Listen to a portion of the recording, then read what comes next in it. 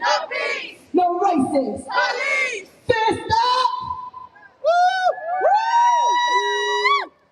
The people united will never be defeated. The people united will never be defeated. The people united will never be defeated. The people united will never be defeated. The people united will never be defeated. The people united will never be defeated.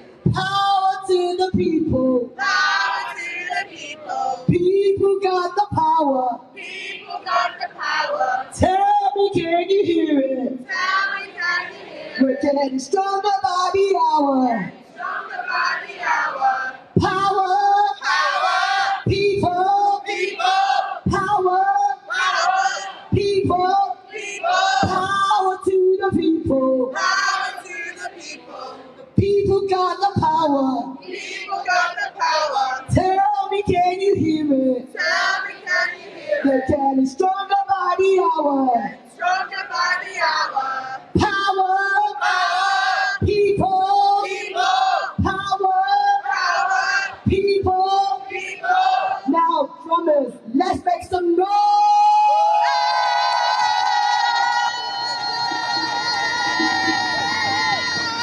Extinction!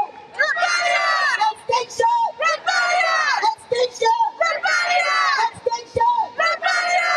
Extinction! Rebellion! Extinction Rebellion, we love you. You all are doing what you need to do. And be honest to you, one of the things I want to say, even though I'm not part of Extinction Rebellion, I say that's my sister movement. We're building movements of movements. We stand in solidarity. This bill was created to oppress us. They said Black Lives Matter and XR are a terrorist group, so they created a bill to tell us we don't have a voice. Do we have a voice? Extinction! Extinction! Extinction! All my rebels out there, thank you for turning up. Thank you for standing. Being an ally is really simple. Act when you see the inequalities. Listen to the voice of those who are oppressed. Unlearn, learn, and unlearn your own unconscious bias. And the why, yield your privilege and turn it into power. If you can do that, you do that every day. When you get into your workplace, make sure you challenge the system. Make sure you see. If you see that there is not a diversity in your space, make it happen. In your schools, in your community, in your office, anywhere, on the streets. You can be an ally on a daily basis. Silence is violence, and we know no longer can we be silent. Ashe.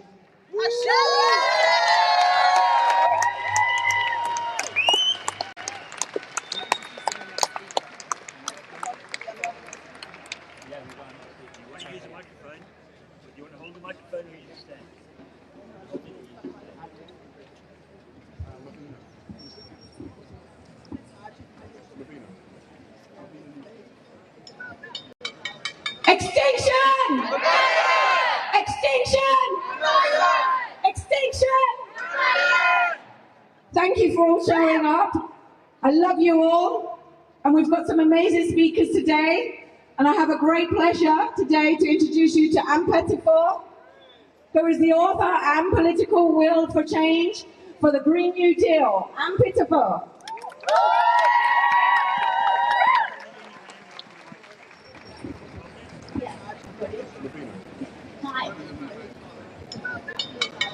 Extinction! Extinction! Extinction! Thank you for all showing up. I love you all. And we've got some amazing speakers today. And I have a great pleasure today to introduce you to Anne Pettifor, who is the author and political will for change for the Green New Deal. Anne Pettifor.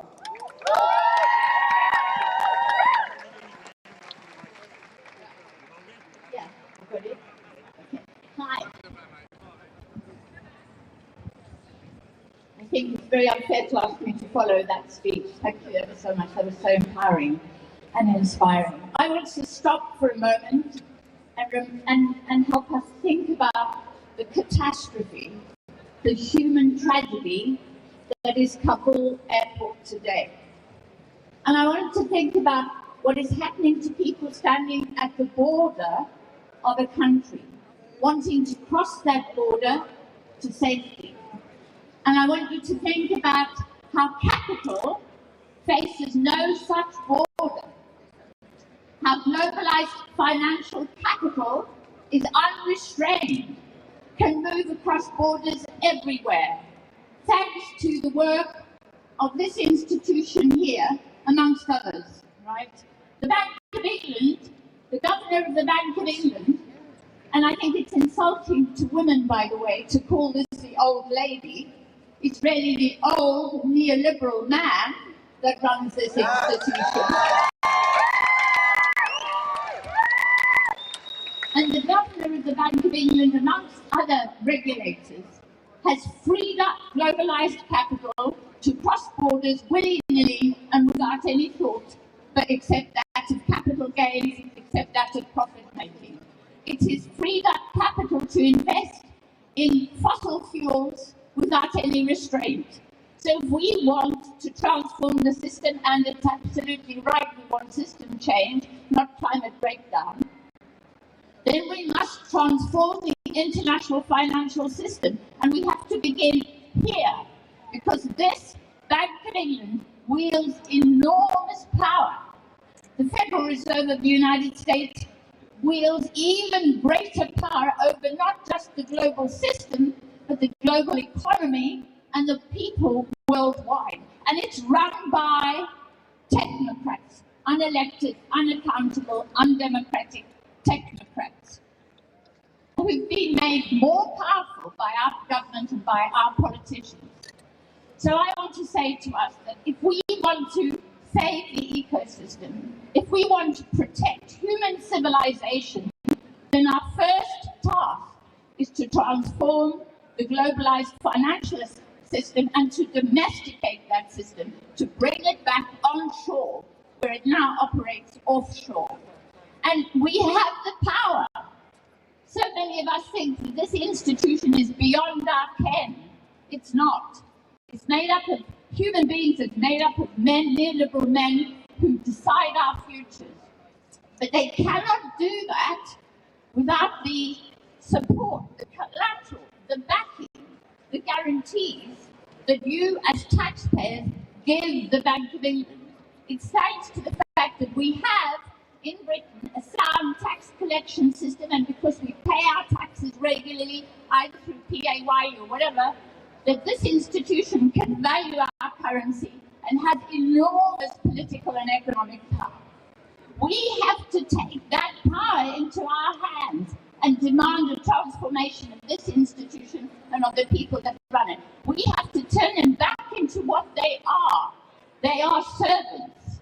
They are civil servants of the government. They're paid as civil servants. These are not free market individuals, these are civil servants. But they are not servants to the ecosystem, and they are not servants to humanity. They are servants to globalized capital. Until we subordinate their powers, until we subordinate their role in the economy to democratic demands, we will not be able to save the ecosystem. We will not be able to redirect finance away from fossil fuels.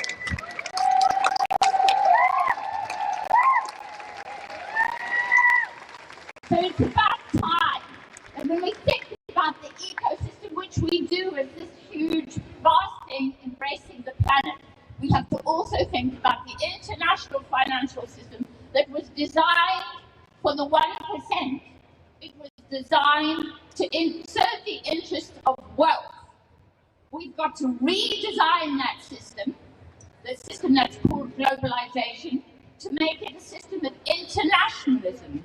The internationalism, if you like, of labor, of the 99%. Now that might seem difficult, but we can do it by domesticating capital, by restoring capital onshore, bringing it off from offshore here. And we do it beginning with this institution and with this governor of the central bank. Thank you very much.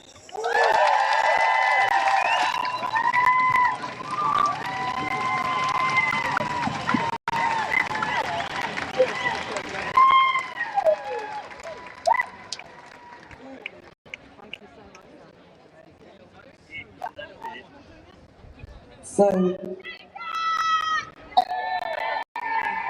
extinction! Extinction! Extinction! Look at these beautiful people. Can you give yourself a round of applause?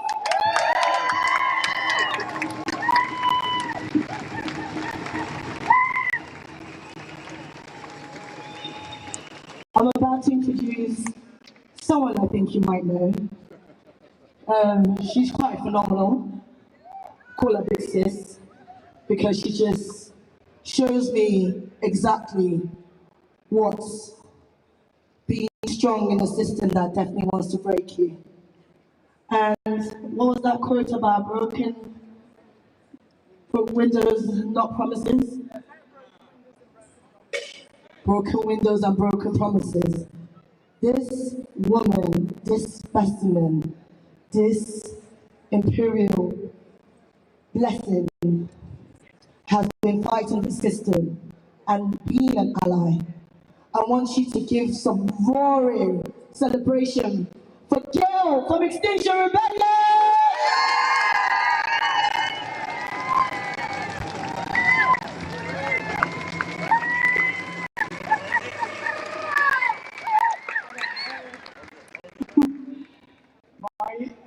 Thanks for that, being put on the spot.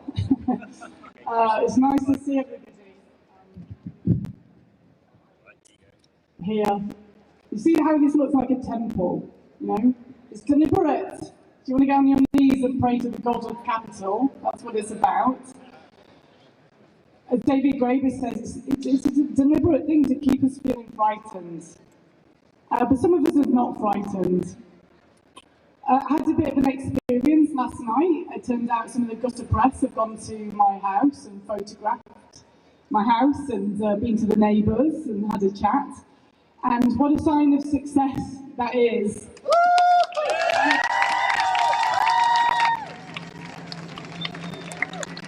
When they have no argument with you, so they have to sort of, you know, filter through your life and find you wanting, which of course they will with all of us. And, you know, if they didn't find us to be hypocrites, then they would be telling us that we want us all back in the cave. So, you know, are we hypocrites, or are we people that want us in caves? Or if we're talking about inequality, you know, and you've got money, then you're a champagne socialist. Or if you haven't got money, you know, it's the politics of envy. You can't win, can you? That's the whole point. They make it about us because they haven't got an actual argument. So I also had this experience of being raided because some of us have been incubating, talking about the economic system within XR in a group called Money Rebellion.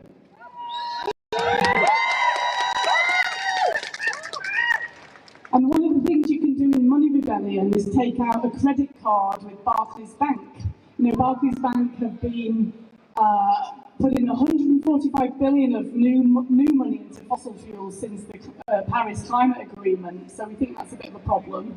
And so, you know, Barclays Bank have been on the wrong side of history many times. You know, they stayed in South Africa during the apartheid era, and people may well know that when the transatlantic trafficking in enslaved peoples was stopped, finally, reparations were paid not to the victims of the trafficking, but to those that so-called owned the enslaved people.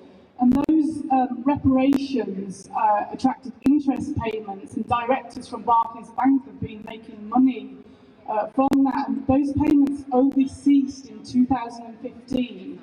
So, you know, the black people of this country have been paying interest to directors of Barclays Bank based on payments to slave owners. Well, anyway, so we thought Barclays, we really need to help Barclays Bank be on the right side of history. So some of us have taken out credit cards. Not everybody can do that, I appreciate that. And we've made donations on their behalf to Survival International.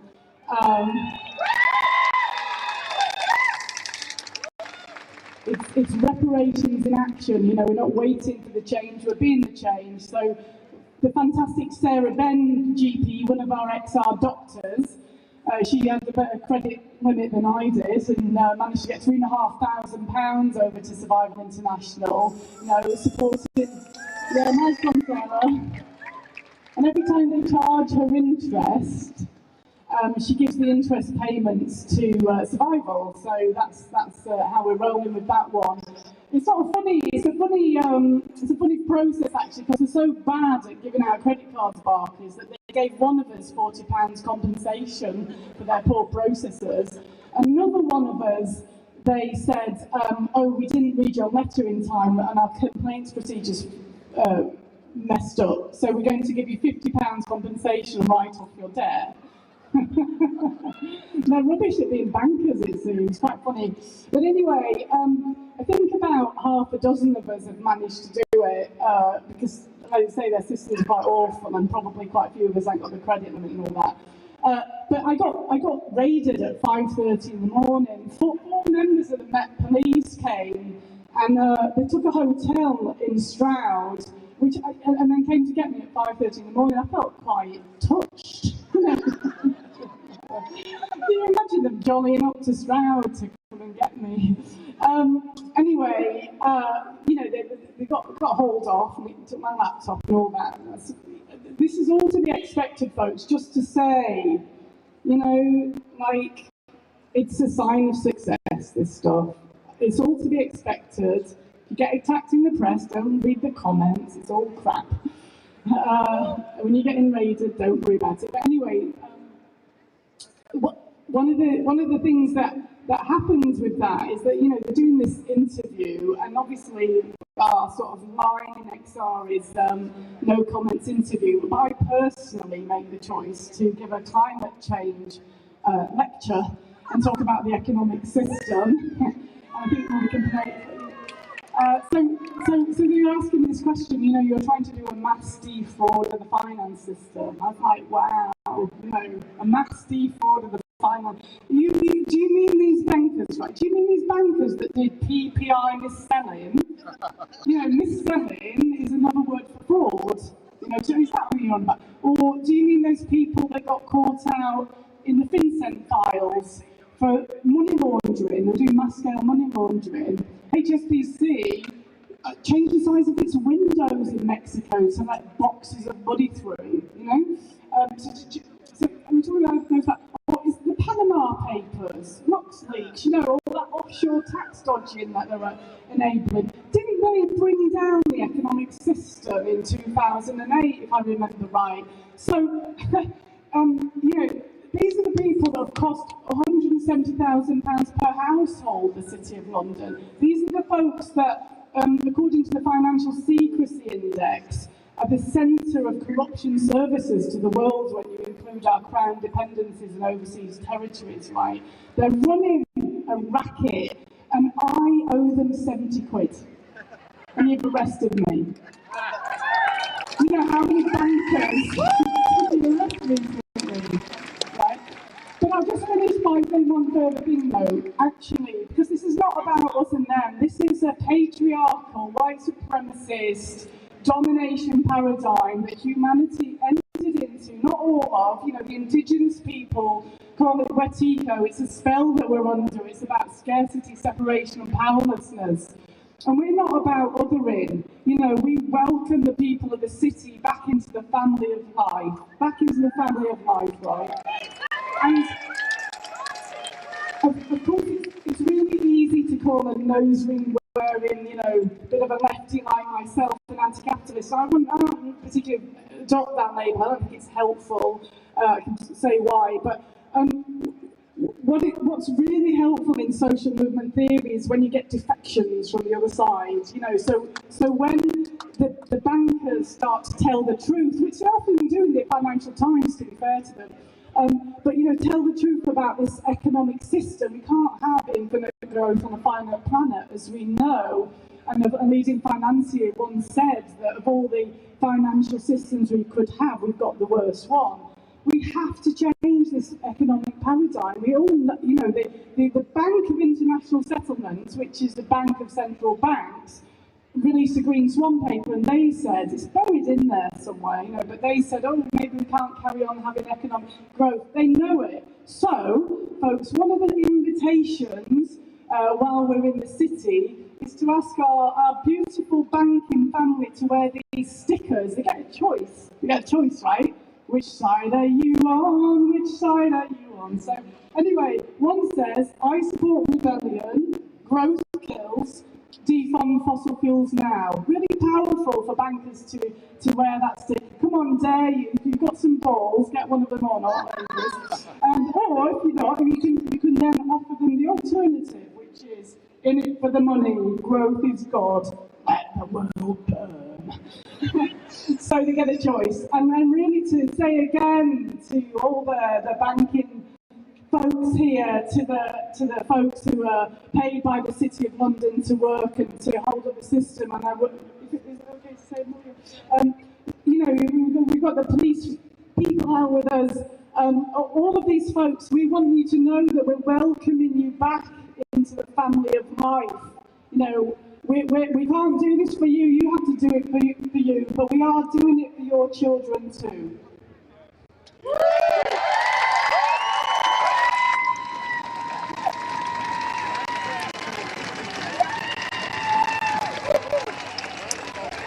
And just to remind the City of London Police, you know, there was this little ruling called Ziegler by the Supreme Court that says it is reasonable and proportionate to protest in the road. This is an existential threat. Humanity has never been here before. We're talking about Aviva Insurance said we're up to 3.9 degrees of warming. Leading scientists said that means half the world is going to die and that civilization will collapse. Getting in the road is I wouldn't even say it's a proportionate response. We've been taking out the windows, in my view, as you all know. But anyway, but certainly getting in the road is a proportionate response to this change. And if you're here policing us, you know, and if you're having a friendly but not exposing conversation with any of the coppers, one question to ask is, like, what do you think the purpose of the law is? You know, what law are you upholding? What is the point of the law, right?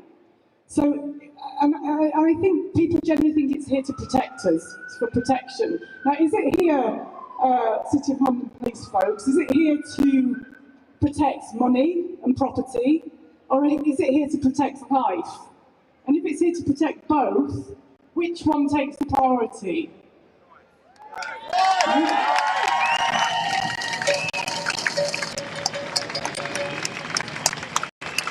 Because if it's here to protect money and property, it's immoral, and your job is immoral. And if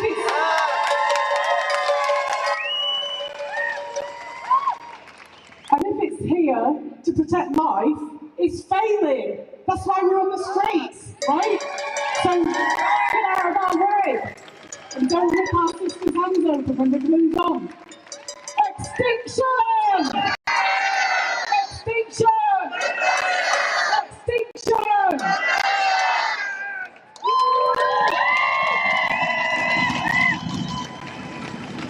So, what they didn't understand when they created this policing and crime sentencing bill, they tried to divide us. And look at this, Black Lives Matter and Extinction Rebellion standing together. And when we say this word, kill the bill, we're not talking about killing the police. We're saying kill the policing and crime sentencing bill and any other oppressive bill that has been created. So we're going to just shout this, kill the bill! Kill the bill! Kill the bill! Kill the bill! Kill the bill! Kill the bill! Extinction! Extinction! What do we want? When do we want it? Now! What do we want? When do we want it?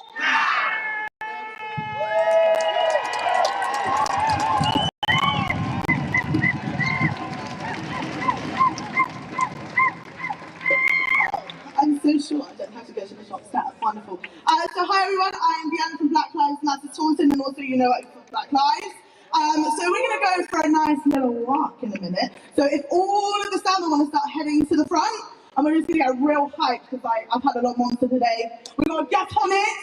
So, the people united will never be defeated. The people united will never be defeated. The people united will never be defeated. The people united will never be defeated. Right, I need so much more energy than that. Right, so I'm going to go. Decolonize. Louder. Decolonize. Decolonize. No justice. No justice. No justice. No respect.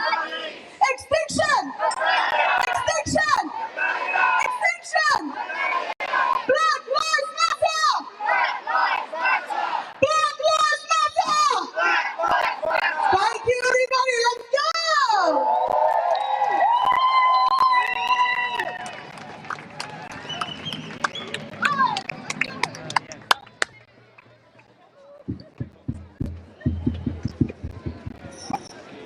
I'm alright.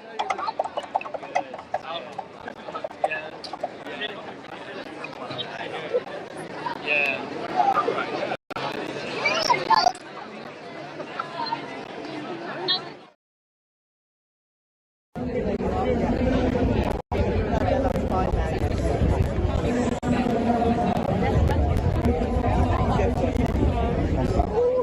Do you guys have anything to say about what you're doing here today? We talked about exposing the financial industry for their continual investment in fossil fuels.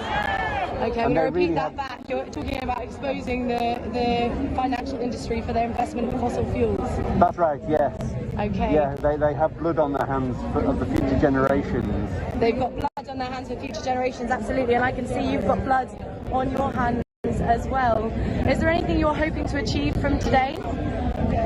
Well, we're hoping with all our actions to make sure that that the government listen and all the finance sector listens and the changes happen, and we won't stop until that happens.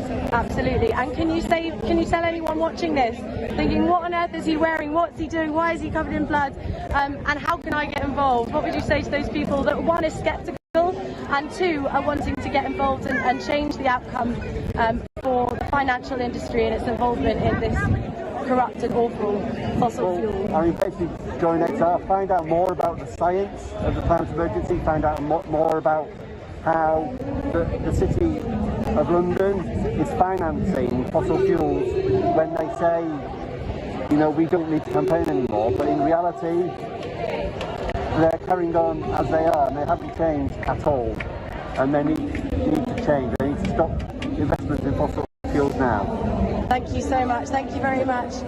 If you're watching this and you're thinking of a way that you can get involved, go to Money Rebellion, search that on Facebook, look it up online, and have a look at loads of different podcasts. All sorts of bits of information are out there explaining why these signs are very, very accurate. The financial industry is bleeding the earth dry, and we quite simply cannot afford to be doing that anymore. Oh my goodness, look at that. That is an earth covered in blood at the hands of the fossil fuel industry. We want the blood off our hands, please.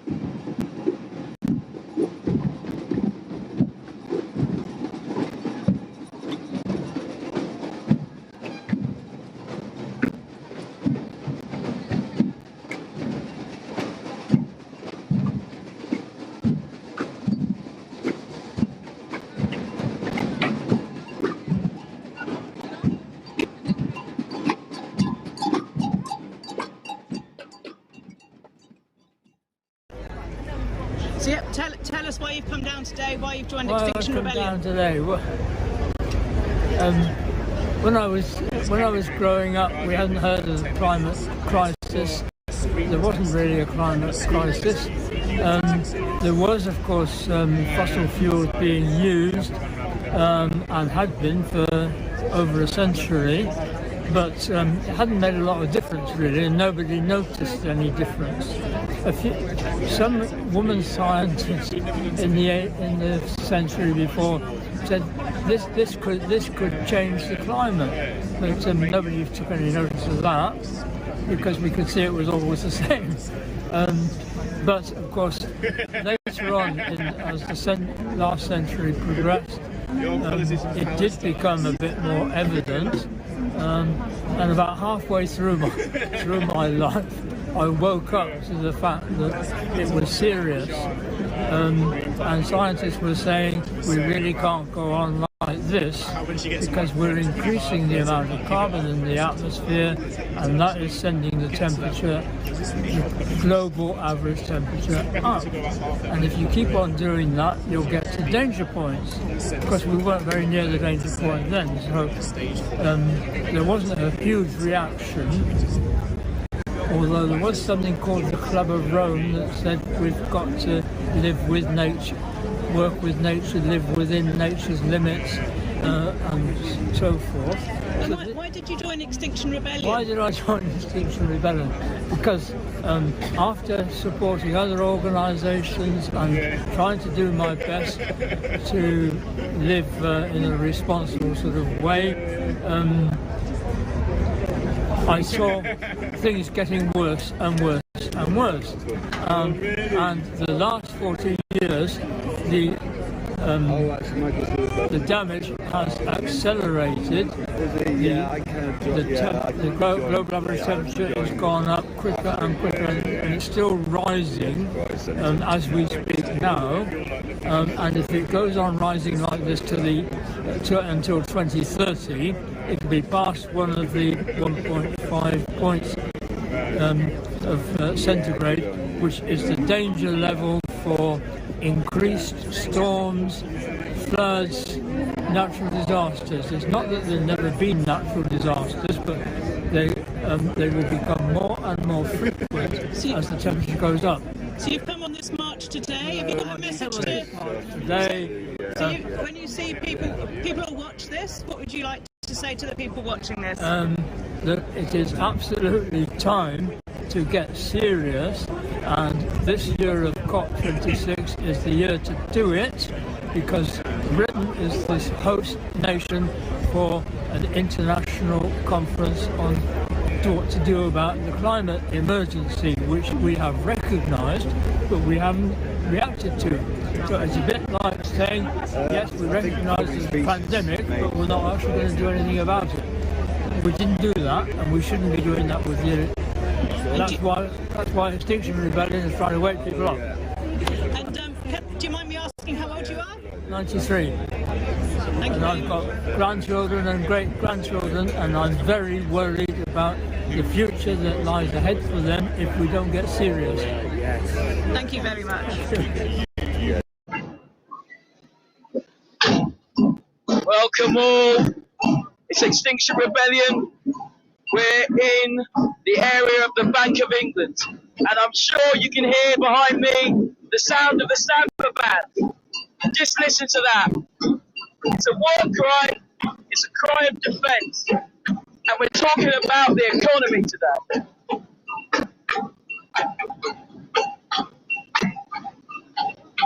The title of today is Blood Money, and we're looking at how the UK's finances have worked in the past and presently, and how this is making serious damage on our climate.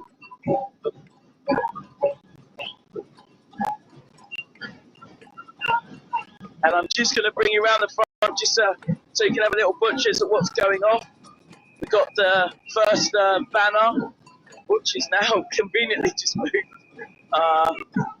Yeah, you can just check.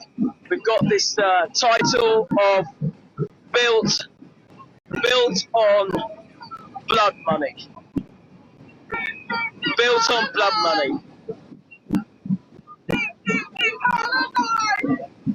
And we've got our youth here in the front here. We've got our indigenous crew. We've got the wonderful Marvina in the house and the sister Lavini. These people are leading the march on decolonising the economy. That's what it's all about today.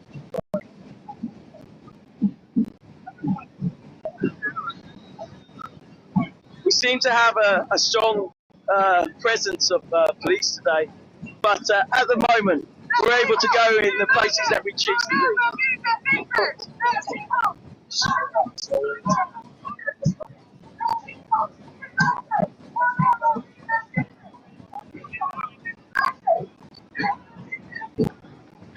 If you're wondering what decolonise the economy is all about, we need to think about how the structures that were made a long time ago to make sure that the UK became the financial powerhouse that it has done today.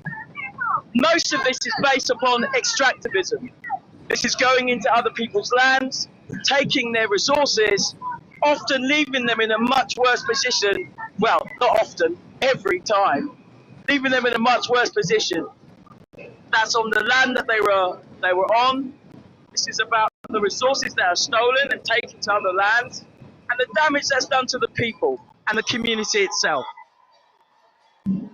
Having to relook at these structures and making them work for the world, work for the people and the people on that land is what decolonising the economy is all about. And sometime in the future, there's going to be someone who could explain the real kind of figures and the money, in a much more precise way, but that's the most general way that I can put it. We've been very, very fortunate today. The amount of rebels that have turned up for this. I'm just going to give you a shot. If you can look into the distance, that's how many rebels have turned up for this. They understand where we are right now in this crisis, and they're standing up. They're standing up and they're rebelling. We've even got some of our youngsters in the house, Rebel for Life. That's per usual. I'm gonna pick up the Samba crew. These guys are always here for us. Playing the tunes. Yes! We know!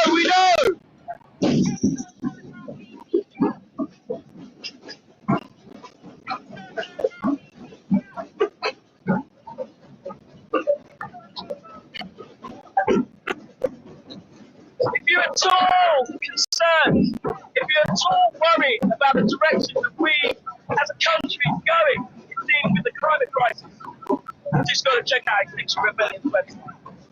If you're in London and you want to show support, come down.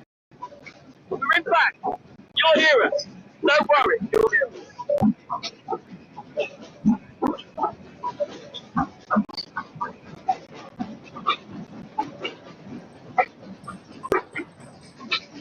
We're walking through an area of London that has pushed the agenda on extractivism at the very least. These streets hold blood. Though you can't see it, all the stonework, all these buildings have the blood all over them. Coming from a West Indian background, and I hope you know about the history of Africans being trafficked and put into a life of servitude and slavery. And the direct consequence of that, my ancestors dying at very young ages, working incredibly hard to the point of exhaustion, was what made London the powerhouse financially. And on the back of that, historically, it's what makes London the powerhouse it is today. If you're unaware, the slavery payments that were made to owners from people who apparently lost their way of life and their earnings when slavery was abolished was only recently paid. And I'm really talking about, like the 80s or the 90s. I'm not super great on history. But it was the 80s or the 90s that slave owners were paid. This, I mean, honestly, as a descendant of West Indies, I'm shocked that in this time period I would have been earning money and paying tax possibly, and oh, I've just been told my laces are undone, and I'm going to have to just ask somebody to hold this for me while I do my laces up.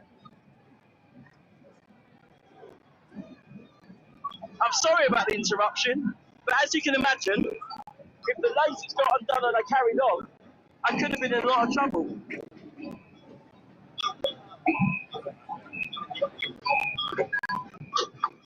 Yes, so I was just talking about, before I decided to take my laces, about the payment to slave owners. No payment. I mean, you've got to remember now, that part of the world is like the gold rush time. Everybody went there to make money and to, off the back of my ancestors, make money. And what we've got to talk about now is that all that finance that came through,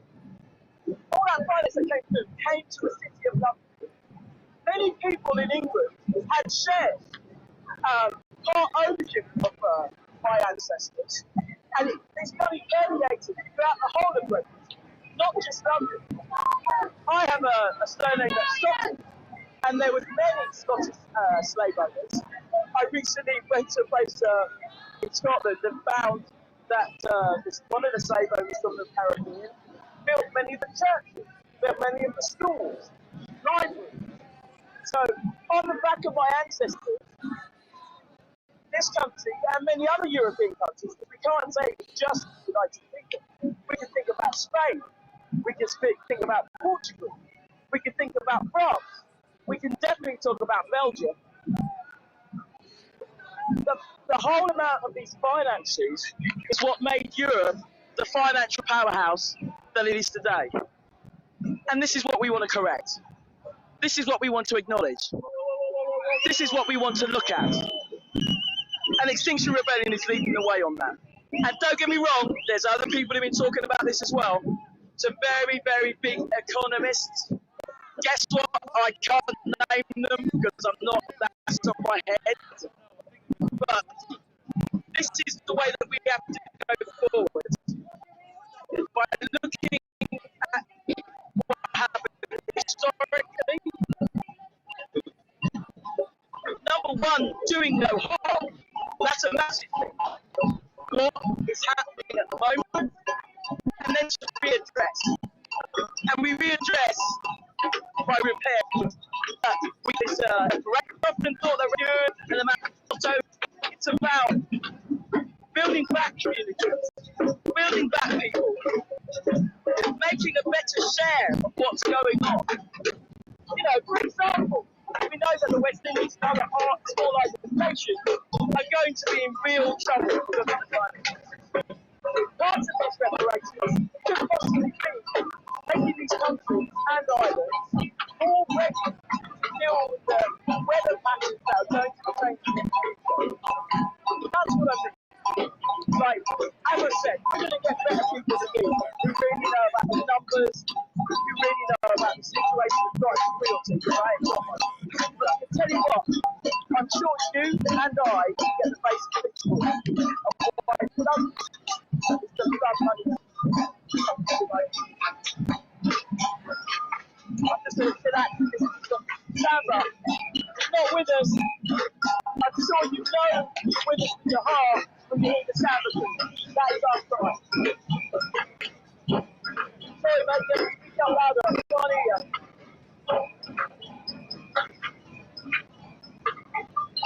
Okay. Is that any better, my friend?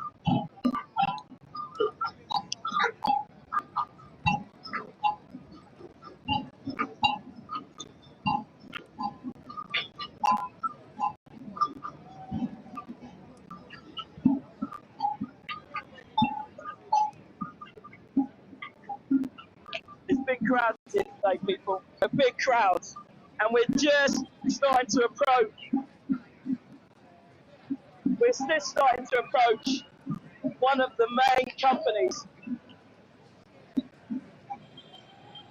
that has been at the forefront of the destruction of many of the South World's nations.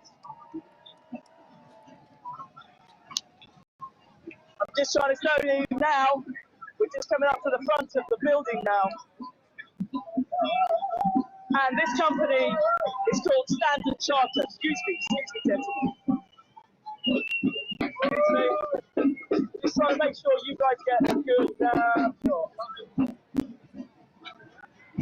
It's symbolic here when we're talking about those handprints.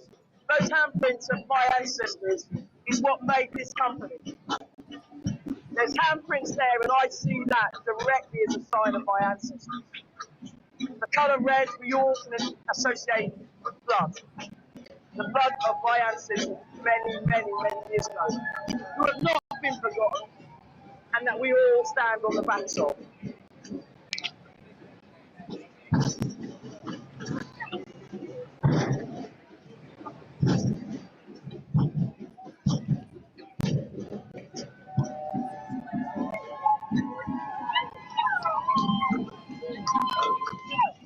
Extinction Rebellion, outside of Standard Charter. The building has been covered in red paint, but that's a symbol of blood of the ancestors, and they have not been forgotten in this act. You can see that. They have not been forgotten.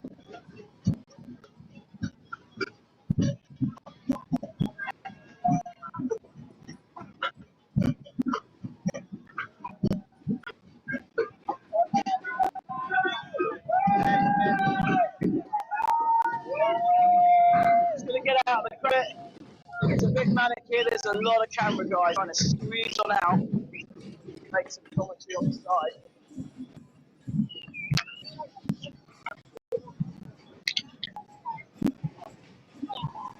Okay, it's a little bit more restful and peaceful here, but you can see there's been a marking on the building, and I'm going to say it again. You're going to think this is a bit mad, but like that colour of red, it symbolises the blood of the ancestors gone by, who were used, profited, discarded, and believed to be less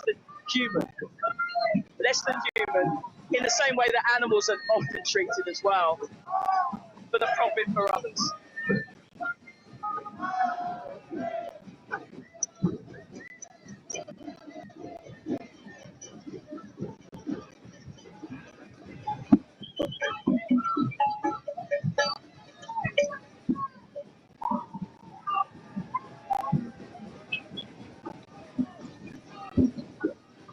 Yeah, there might be a little bit noisy. The samba band is just stepping through.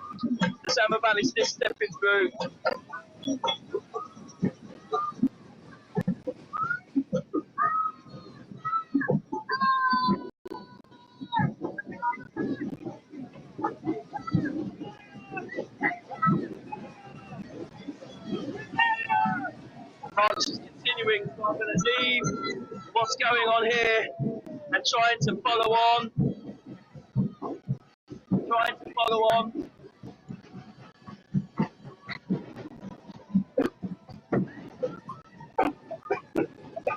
We really had a great turnout today.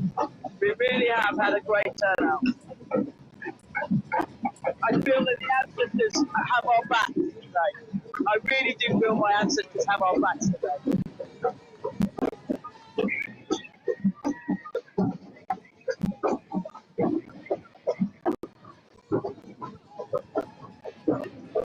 Okay, I think you can see that we have some action.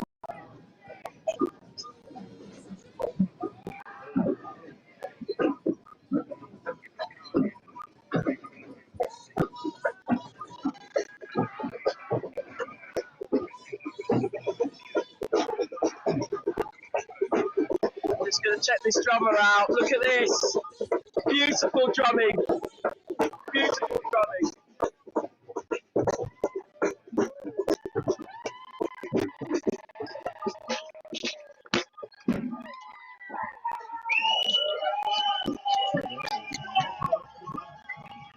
This is really important stuff here, you know. we're going to change the world, if we're going to make sure that things go in a different direction, you have to start by acknowledging the past. And if you don't acknowledge the past, you can't go forward. And I think you can just see in front of me, this is the Corporation of London building. And there seems to be some more acknowledgement on this.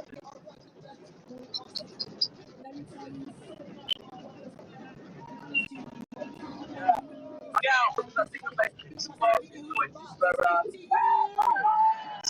noisy for me to be heard, but I'm just going to say again, the City of London, the Corporation of London building has been covered in red paint. Again, talking about making a visual representation of the answers. I've got to get there first, bro. I'm gone. The bank funneled 31.42 billion into fossil fuels since the agreement was signed. The current policy, you will see, it still funds major coal companies up to 2030 and beyond. They are lying to us when they say they are acting on climate. Two of the Standard Chartered's clients are Arado Energy and Top Frontier Investment Holdings, responsible for mining and deforestation in Indonesia and Philippines, respectively. The impacts of the invasive practices are not just environmentally detrimental, but have led to armed conflict and violence beyond these countries. We are non-violent. We stand for our brothers and sisters in non-violence. According to the resource curse theory, countries rich in mineral resources tend to experience poor economic performance. This means that whilst banks and funders such as Standard Chartered make an abundance of profits from environmental exploitation, the local communities who live in these resource-rich areas tend to live in poverty, which is then further exacerbated by the environmental impacts of mining, such as deforestation, the causes of flooding and destructions of homes. Let's not make no mistake here. These are the people that are responsible for our planet right now in the climate and ecological emergency. There is no other time to hold these banks accountable. We need these funding stopped right now. Thank you. Extinction! Extinction!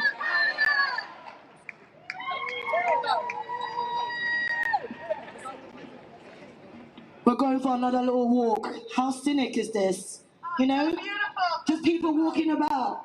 So when I say climate, you say justice. Climate! Climate! When I say climate, you say justice. Climate! Climate! Black lives matter! Black lives matter! Black lives matter! Black lives matter! Decolonize! Decolonize! Decolonize!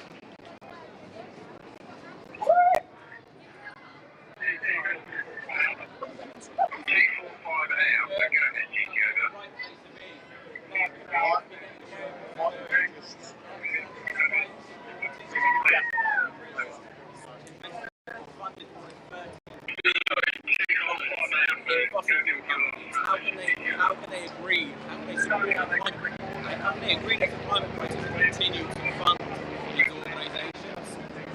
Just, I'm in the right place, I'm doing the right thing. I shouldn't laugh, but I am. Thanks for Pawn takes Queen.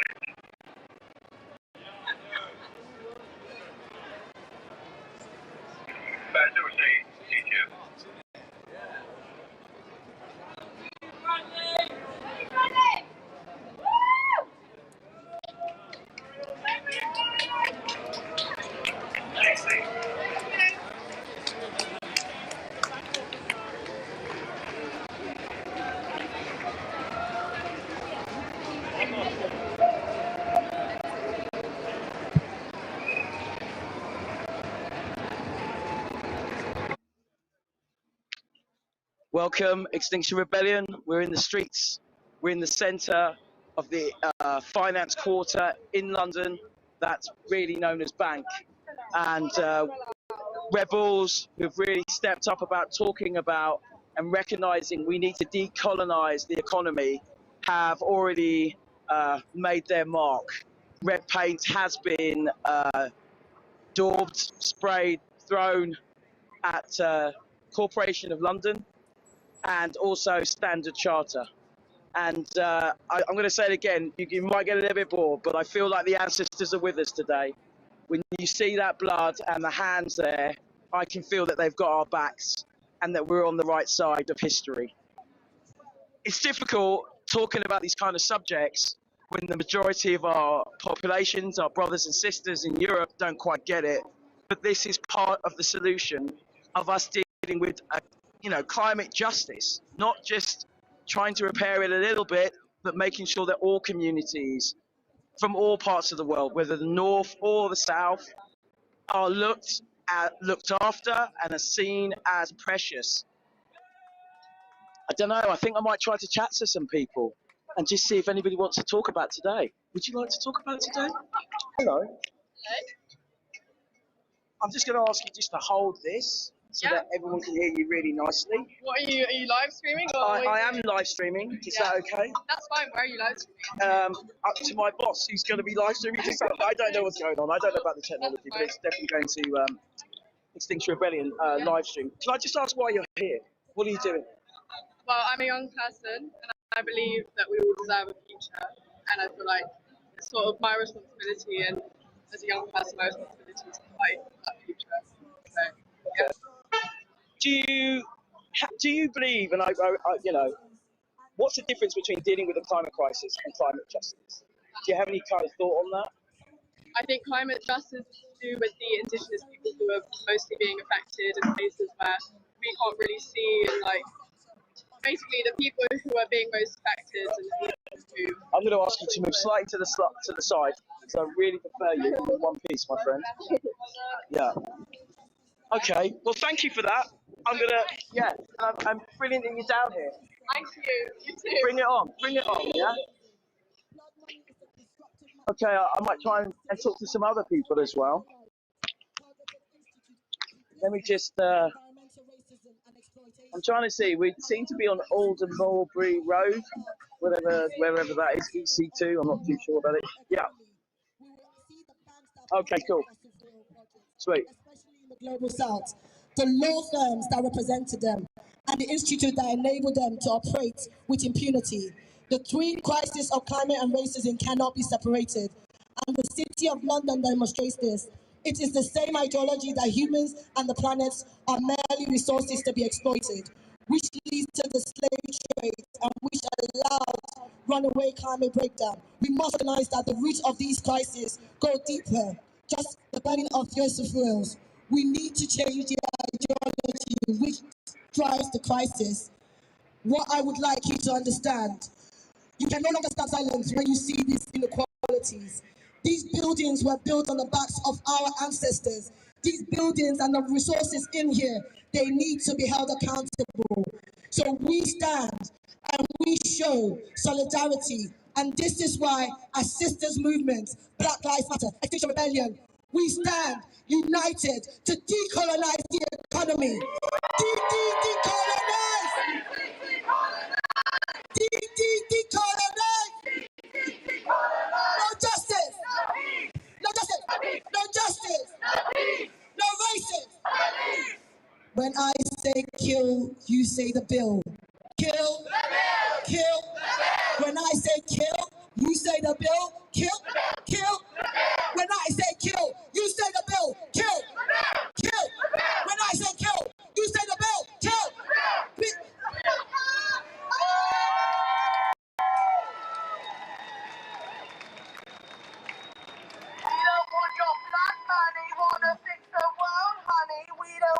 Blood money, wanna fix the world, honey. We don't want your blood money, wanna fix the world, honey. We don't want your blood money, wanna fix the world, honey.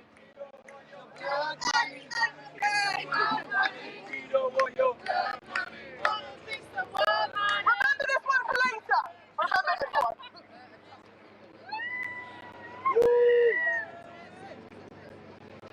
I've got Natalie from Operation Accountability. Give some love to Natalie.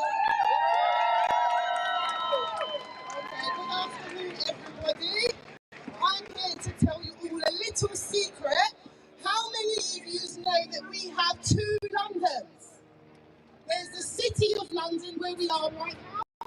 Okay, how many of you know that there are two Londons? None of you know. This is the City of London, then we have London. The City of London has different jurisdiction to the rest of London. These old pirates in this building, they are guilty of the same crimes that have been committed against us for the last 600 years. The Mayor of London, William Russell, it would be very nice if you could come outside and speak to us, or Mark Lewis Emerson, who has his hands on our children, and this organisation here, they are guilty of selling our children the school to prison pipeline. Every school that this organisation has got their hands on the pipeline, they are working with the Old Bailey, which is their territory, and selling our children to the prison services for a lot of money. I want you to all go home and do your own research. In case you want to call me a conspiracy, there is nothing hidden in front of us. Everything is in front of our eyes. I'm not going to talk too long, but do your research when you get home. These are the criminals. These are the pirates of the Caribbean. The original pirates.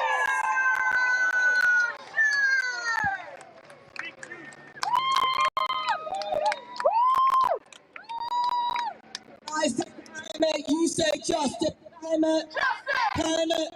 When I say climate, you say justice. Climate, climate. Vienna, give me that song again.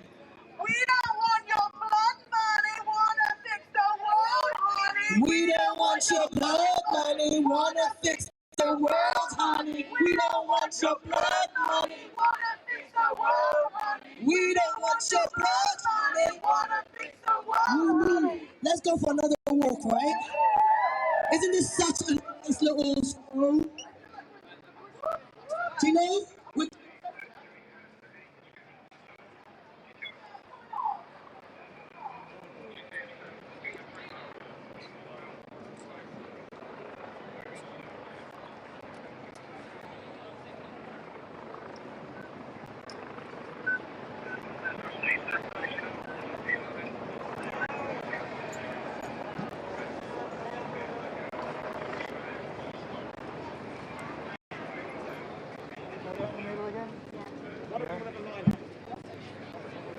Here we go.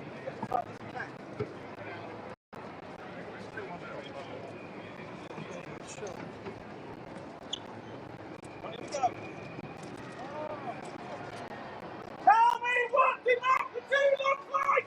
Tell me what democracy looks like!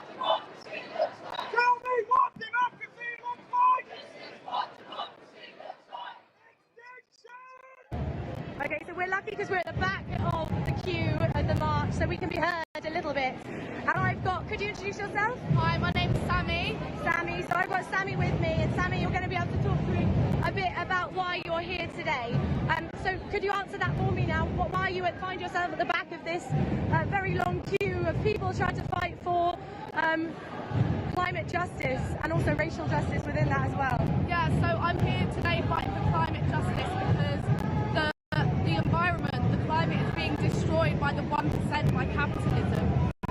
Everywhere, 71% of all global emissions are created by 100 companies, and we're here to demand that those companies, that the government stops investing in fossil fuels, because fossil fuels are destroying the planet, and it's our planet, it's everyone's planet, and we're here also fighting for racial justice because everything is interlinked. So for example, land ban, we need land ban. Indigenous people have been some of the best protectors of the climate and of the environment for hundreds and hundreds of years. And because of colonisation, they've been taken out of power, and then industrialisation has happened, and it's destroying our planet. And we're here to say, enough is enough. The planet is for everyone, not just the 1%. I agree with you, but what would you say to those that don't, that say, be that as it may, that what you're doing here is pointless?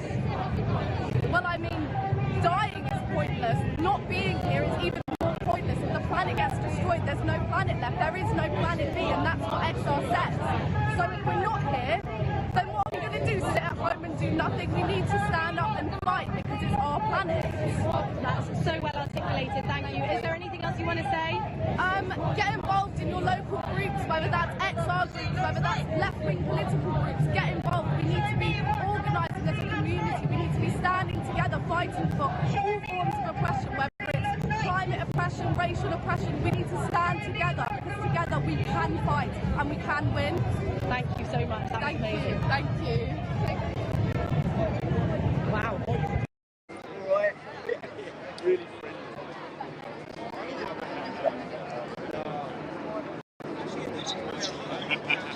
Really welding.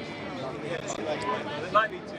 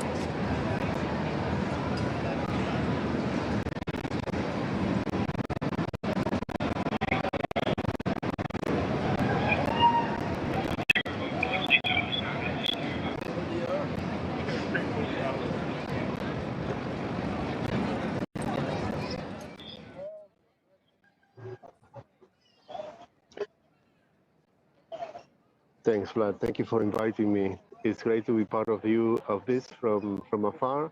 Greetings from Norway, where I am at right now in Oslo, joining the Extinction Rebellion for this week.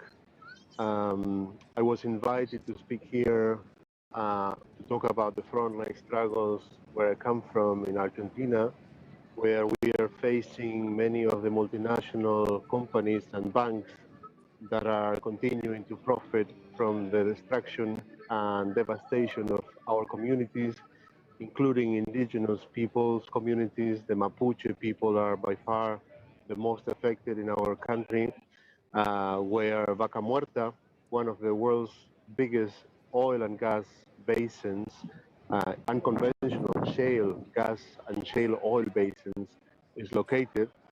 And the Mapuche people are suffering displacement of communities, the contamination of their land, the death of their children and people in general with illnesses caused by fracking done by multinational companies from your countries in Europe that are doing abroad things that they are banned from doing at home. A concrete example from England is BP.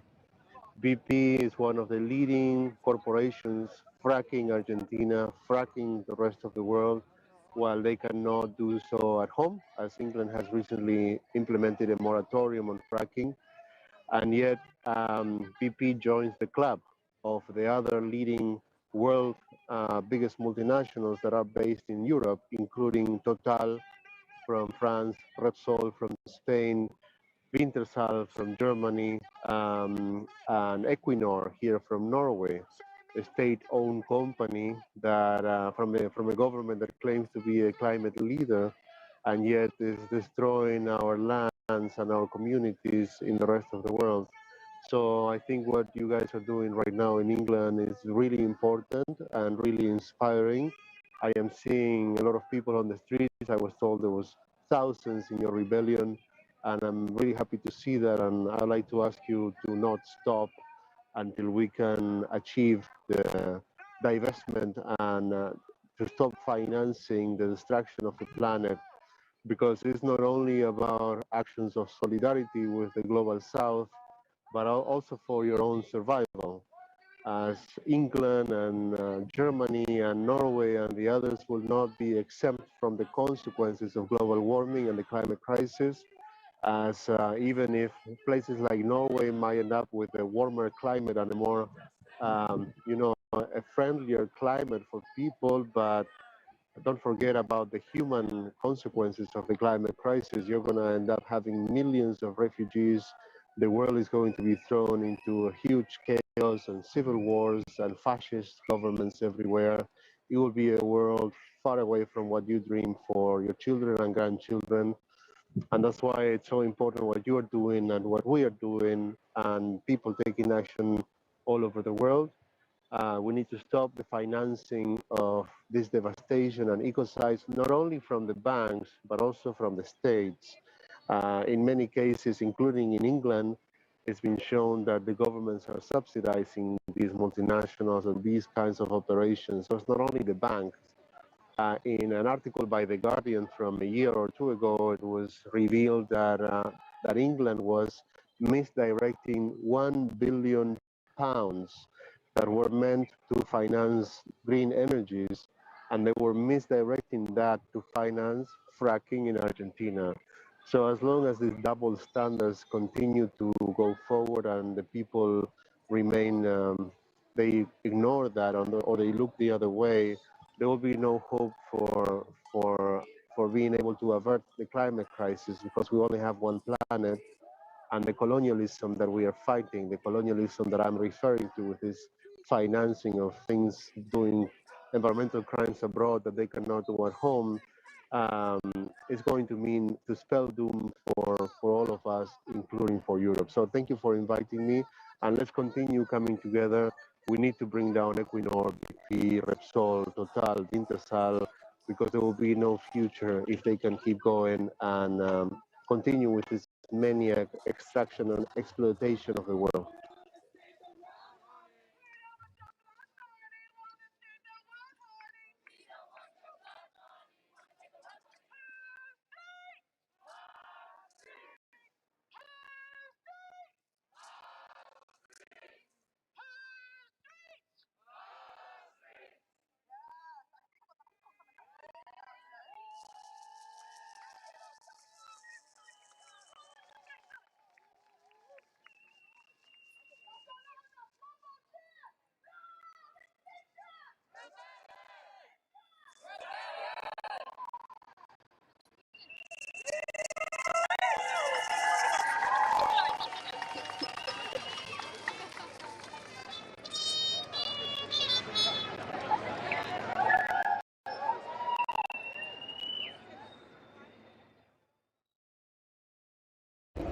men here at the start of the march here, so at this point these guys are probably walking through amongst the noise now, but I managed to get a chat with them beforehand. They're holding the banner that says Code Red for Humanity. That's obviously echoing the report made by the UN and the IPCC saying that really we've run out of time in many ways, but we definitely still do have time to lessen the impacts of the climate crisis if we act now. Here, holding the banner, I've got this gentleman with me here. Could you introduce yourself, please? My name's John Atkinson. John Atkinson. You don't need to talk into the mic, don't worry, I've got it here. Okay. John Atkinson. Okay, so John, why are you here today holding that sign? So particularly in the financial districts and outside the Bank of London, because we've been told about the Build Back Better thing and we've just seen no evidence of that. All the money is still going into the fossil fuel industries. One thing I was particularly shocked to learn recently was So obviously the UK is often seen as a very small part of the contribution to the global climate issue because it's a relatively small country, but actually the financial part of the UK is responsible for 15% of carbon emissions, and so the finance behind these industries have much greater impact than what the government does actually. We focus on the government so much, but actually it's the finance industries which are creating this situation that we're in, that is destroying the world at a rapid pace. Absolutely, and I mean there's so much research out there, you and I know about it, and if you and I know about it, unless you're some expert at the top of in government, which I'm assuming you're not, the fact that we know about it says a lot. Exactly. And the fact that we know about it and we're outright outraged by it, we really need something to happen fast. Just to put this in perspective for anybody watching now, Pakistan, a place that's threatened by droughts at the moment and is having huge consequences from the climate crisis, much more so than we are in the UK, uses, I think, 0.4 Earths if the whole world was to run by their means, but the UK is about 3.5 Earths. So that puts in perspective our usage, and then you consider our government involvement in actually financing the fossil fuel industry. On top of that, bear in mind that we're one of the biggest financially stable countries, I suppose is the right word to use. Our investments are hugely steeped in fossil fuels, as you mentioned before. How does that make you feel as a British person to know that we're involved not only in financial involvement but also in the breakdown of communities and countries and eventually our own country as a consequence of the climate breakdown we're exacerbating? I mean, it feels terrible, and we are, we have enormous responsibility as members of this country to try and exert pressure on one of the most powerful parts of the globe. The crazy thing is, all these promises that we're hearing now from the politicians, and it's all been done before, the G7 or in the G20, I think it was 10 years ago, they promised to end fossil fuel subsidies, and that hasn't happened. That was promised 10 years ago. And so what we're hearing now, all the kind of promises and all the kind of stuff about, we're changing, well, we're not. Things are carrying on just as they were. And we're coming up now to the COP26, which is obviously probably the last hope, actually, for action to be made. The sign that you're holding above you reads the Code Red for Humanity, I believe, which is pretty poignant. What would you say to anybody who is in a position of power that might be watching this now, who is going to the COP26 or might be able to have any influence in that realm? What would you say to those people that are currently ignoring the gravity of this situation? I mean, I'd say what you just said about this is the last chance, really. I mean, in another way, there's never a last chance. It's always, there's always more to do. But if we don't do something very, very dramatic now, we're facing absolute disaster. And it's not going to take that long for the classic phrase history to judge that these people will still be alive. The people that are making these decisions will probably still be alive by the time the chaos is kicking in big time. Cutting off our nose to spite our face, and it needs to change. Yeah. Thank you so much. Thank you for talking to me. Is there anything else you want to say? just for anyone watching this, please join us. Really, we're in a desperate situation, and we need all the support we can get to put pressure on the people that can actually affect the change. Thank you very much. Thank you. I agree with you. Thank you so much. Have a wonderful protest.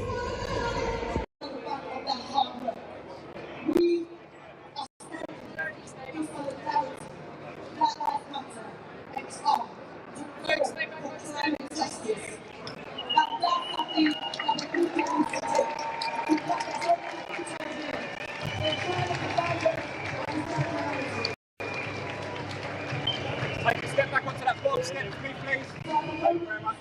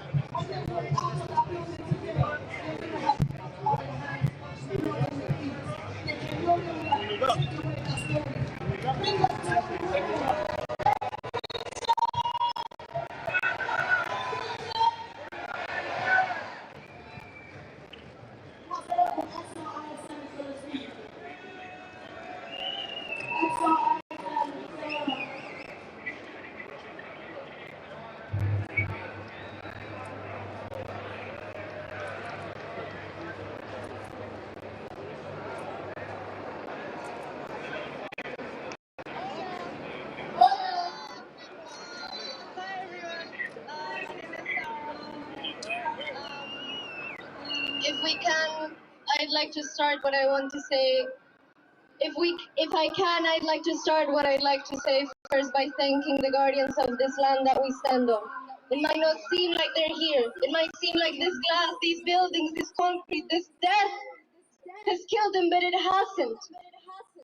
So I want to start by thanking the guardians of this land because they're there. Thank you.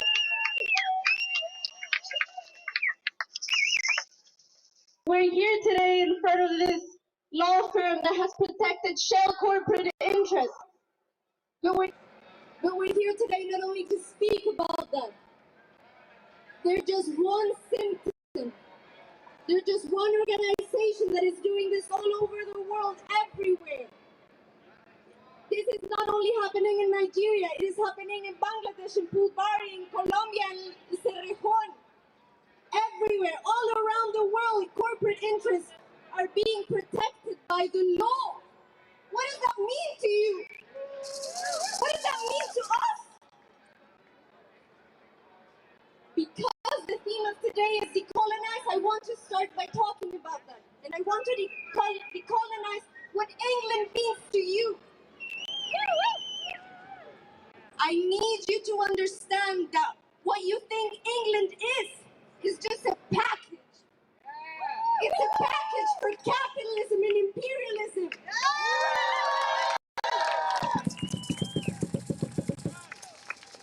Ruth Wilson Gilmer, critical race scholar from the US, decolonized North Ayala. She says, capitalism requires inequality and racism enshrines it.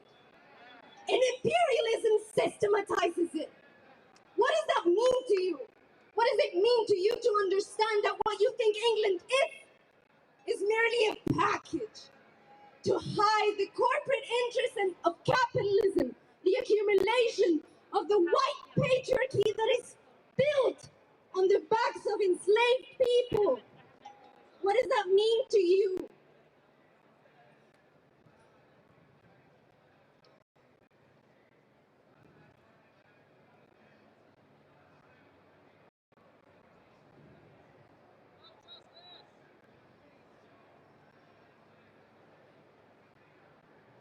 What does that mean to you? What does it mean for me as a Colombian person to stand here today in front of you? What does that mean? I need you to understand that you're getting the scraps. I need you to understand that the idea of what England means to you, even the precious NHS, is the scraps. Even the vaccine rollout, the most successful vaccine rollout, where 15% of the population at the beginning of the pandemic, when the vaccine was starting to get rolled out, 15% of the population were we're getting 70% of the vaccines. What does that mean to you? I'm going to tell you what it means. It means you're getting the scraps. That's nothing compared to what they're accumulating. Nothing. Your welfare system, your social security, your NHS is nothing compared to what they've accumulated. Nothing. And I need you to understand that. It's absolutely nothing. People have been saying that the UK has spent 37 billion in the Afghanistan operation. Over there, our brothers and sisters are siblings.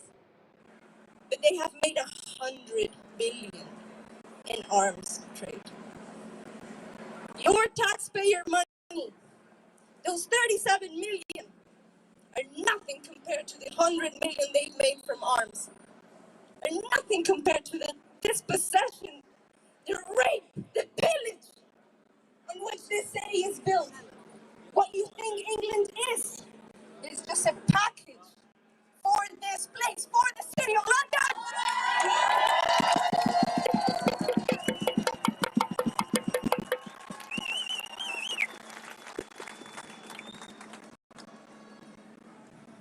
Sorry, man, let me get my notes. I know I have notes.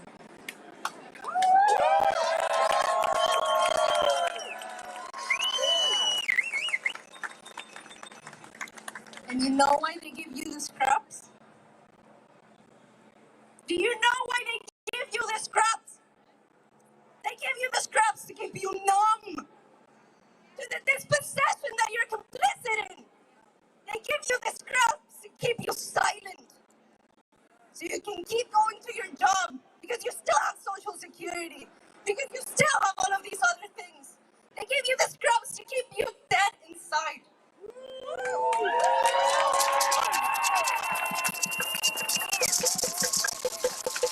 My question to this country, to you as a people, do you see yourselves as a people or as a nation? Because there's a difference. There's a massive difference. Do you see yourselves as the English people, the British people? If you're seeing yourselves as the English, as an English person, you're talking about decolonization? Talk about Wales. Talk about Scotland. Talk about Ireland. What are you doing? Not talking about Ireland, Scotland, and Wales. The process of colonization changed the world, but it changed you. It changed you. It changed me. It changed my life. But I'm going to change my life now.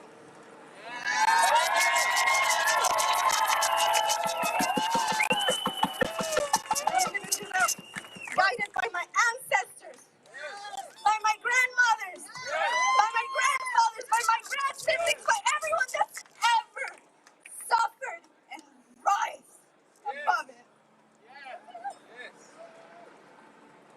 Who are your ancestors, England? Is it here? Thank you to our siblings. They're being taken away now for standing up for justice and truth.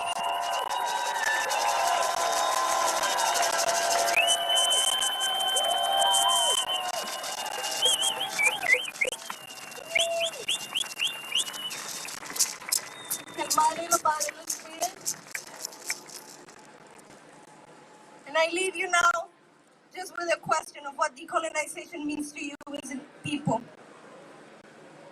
to you as a person, to you as a human being. And I ask you, do not settle for the scraps, because the scraps will turn into eco-fascism, and we know that. The scraps will turn into eco-fascism, and we know that. Tear the package apart. Tear all of this package apart. This is not who you are. It can't be. It can't be. It cannot be. Gracias.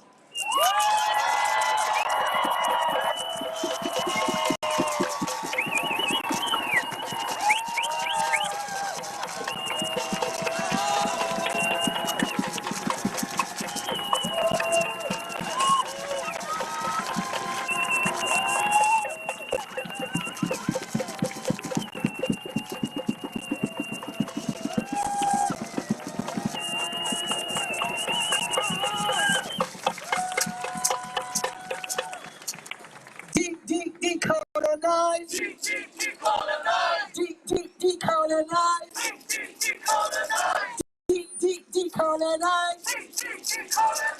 We don't want your blood money.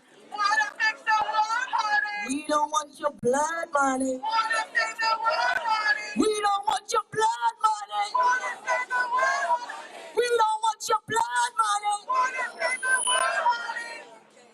And let's go for more strolls.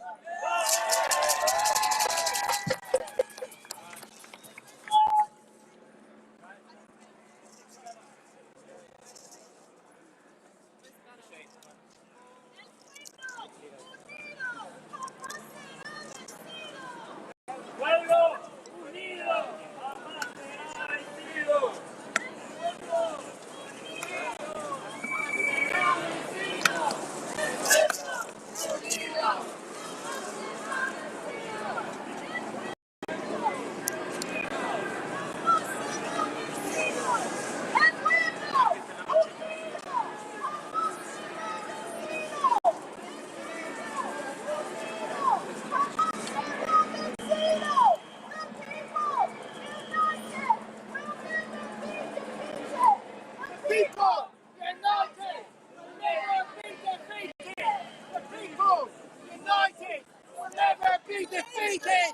People united will never be defeated.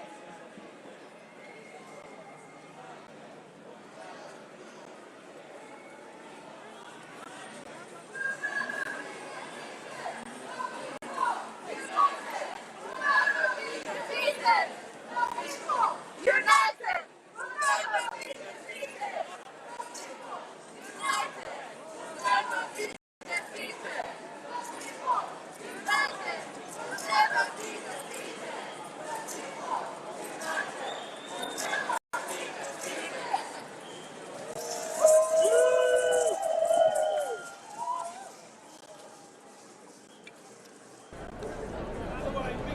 My name is Roman Krasnarek. I'm a writer, a philosopher, and author of a book called The Good Ancestor, How to Think Long-Term in a Short-Term World. And the reason I'm standing here in solidarity with Extinction Rebellion today is because I believe we live in the age of the tyranny of the now.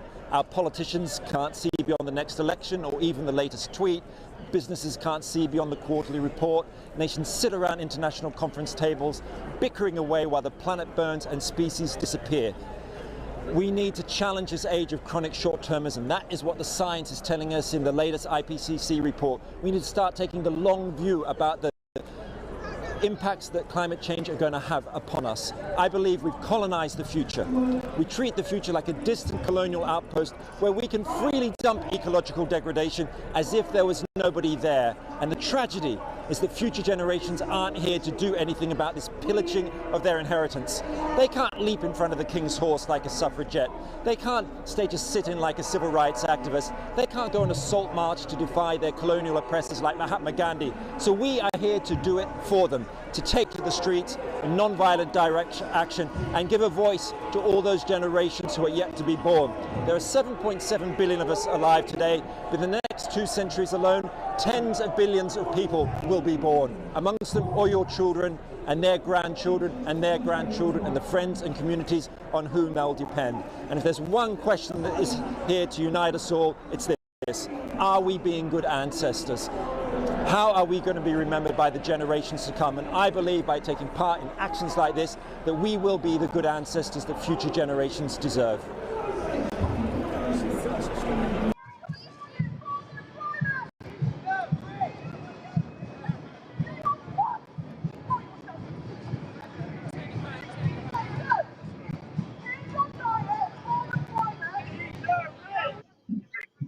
Welcome all, Extinction Rebellion in the city of London, but we're in the centre of the financial quarter. This is Bank and the surrounding streets. We've just had some fantastic speakers just recently, and it was really fantastic to hear one of the speakers talk about decolonisation from a point of view of Great Britain. I was very, very honoured not so long ago to go to Wales. And the reason I went to Wales was to play samba, particularly for a village called Llywelyn. Llywelyn was a village obviously in a valley in Wales, when Liverpool decided that they needed more water. And so they applied to whoever in the British government to have Llywelyn flooded and that they could pump water from there into Liverpool. The Welsh people rose up. The Welsh people, you know, they really did not want this to happen to their village. And it did take a little bit of time, possibly 5 to 7 years.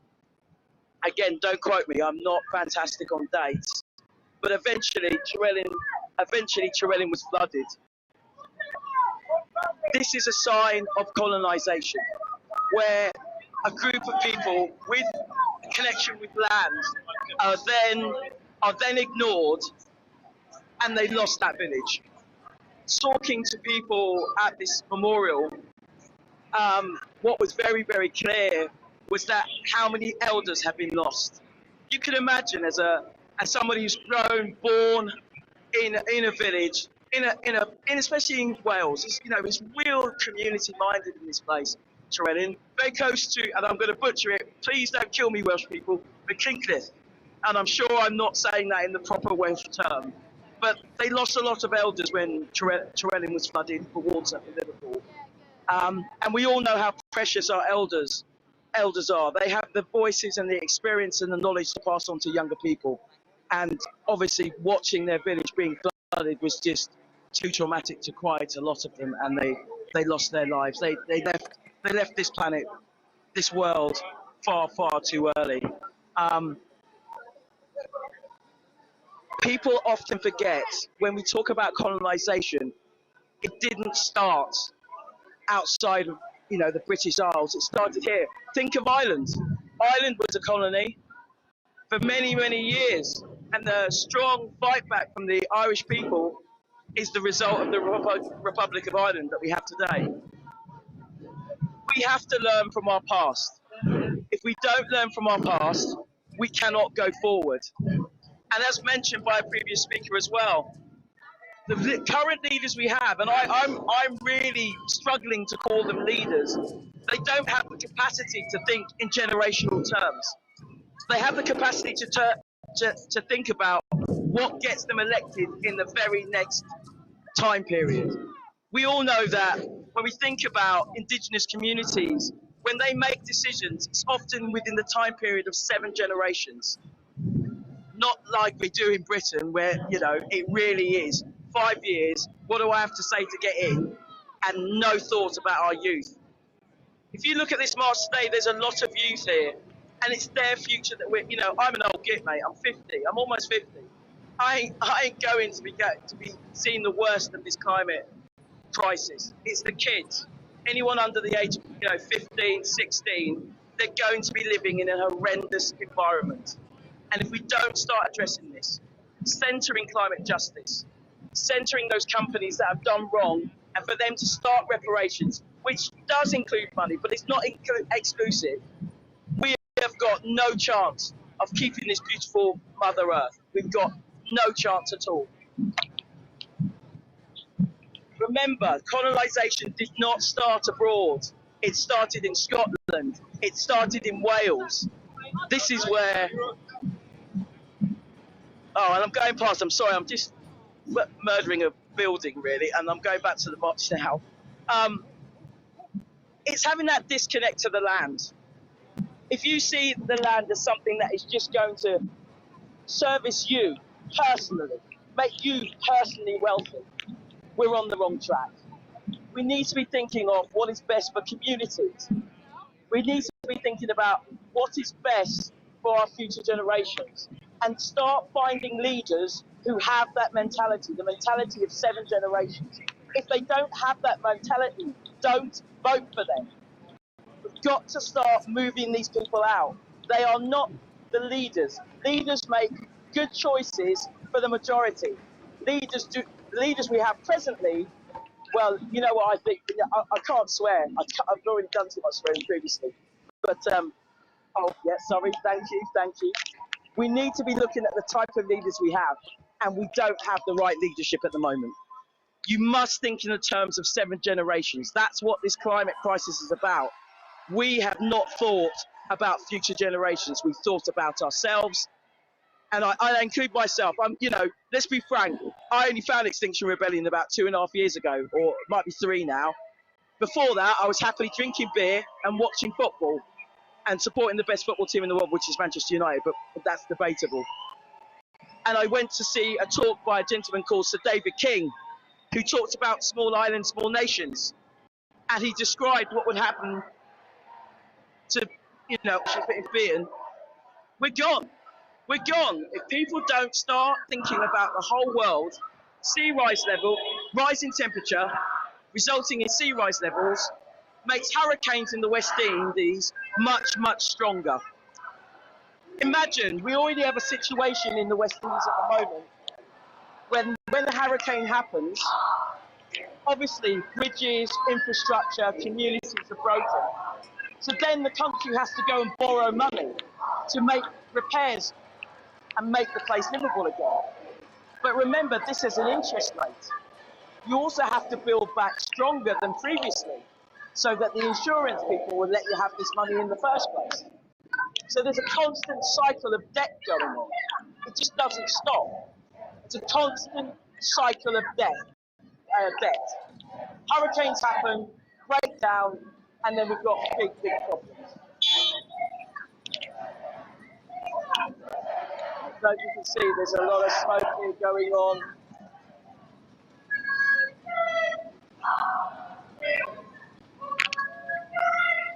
I have to say as well, today, I've been in Extinction, like I said, maybe 2-3 years, but I do have to say rebellions are melding into one, unfortunately, because we've got some idiots for leaders.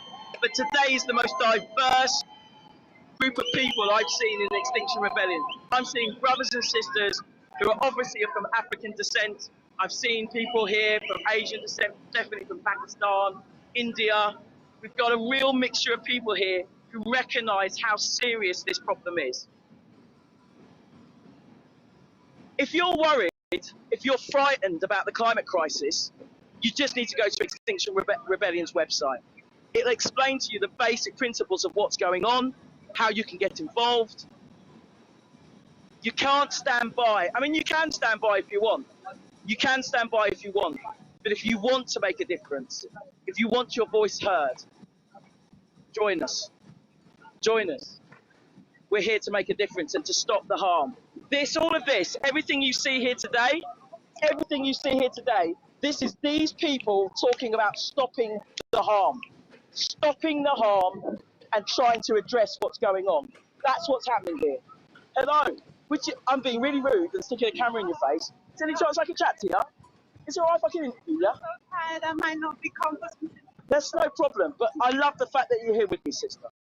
Alright? Stay blessed. Thank you very much. Stay blessed. Stay blessed. Fella, any chance I can interview you? Of course you can. Okay. Can I just say before you do that? No, you're that way. I love the speech you did, Piccadilly Circus. Thank you very much, sir. You use your body, you use your passion, and you use your heart. Thank you very much. You said it all. Thank you very much. Can I ask you to step on the side here, because otherwise we will get a load of archers. Can I just ask, why are you here? Why are you here? Why am I here? Do you want to hold that so it's nearest your mouth? Yeah, just that. No, just this bit. Because I've travelled around this world over the past 40 years. It is just so beautiful, so spectacular, so amazing, and I love all of it. It also happens to be my home. And we and our governments and capitalism is destroying our home, and I can't take any more of it. I literally cannot take any more of it. The grief inside is bursting out.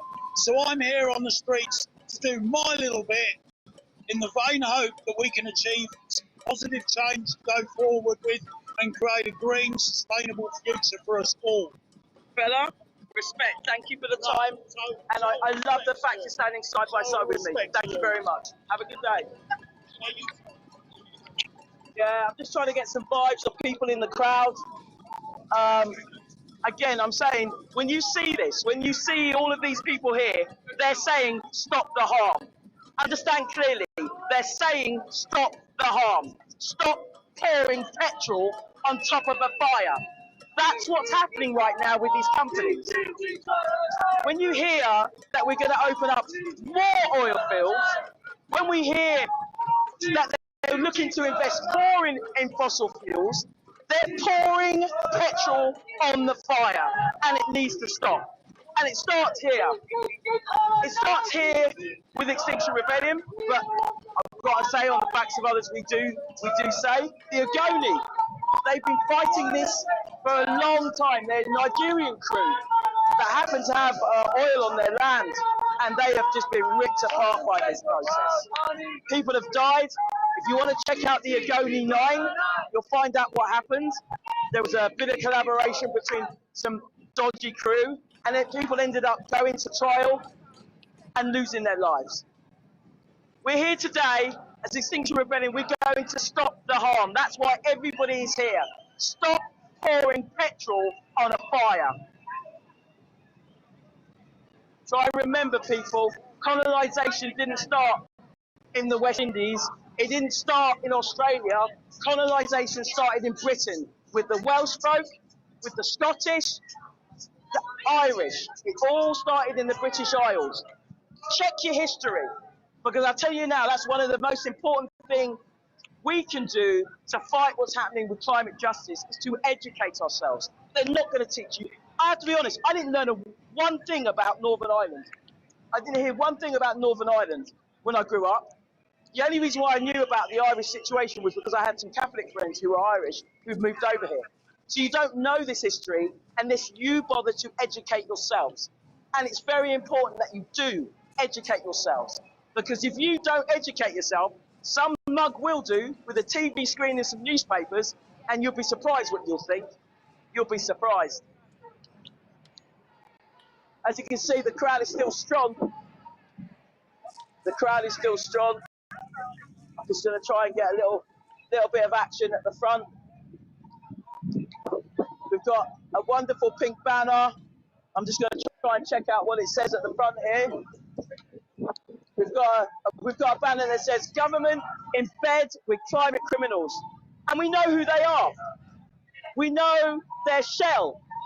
We know they're companies that represent Shell when they go to court, when they've damaged or brutalised people in a country, and they get away with it because businesses are in bed with others. Oh, I've gone off. That's really annoying. Hello? It's weird, I can't, yeah, okay, I'll carry on, but my screen's gone. Okay, yeah. So, I'm gabbing a bit, people, I'm gabbing a bit, and I hope you're liking my gab. But it's really important that you educate yourselves. This is not something you're going to learn in a textbook. This is not something you're going to learn about.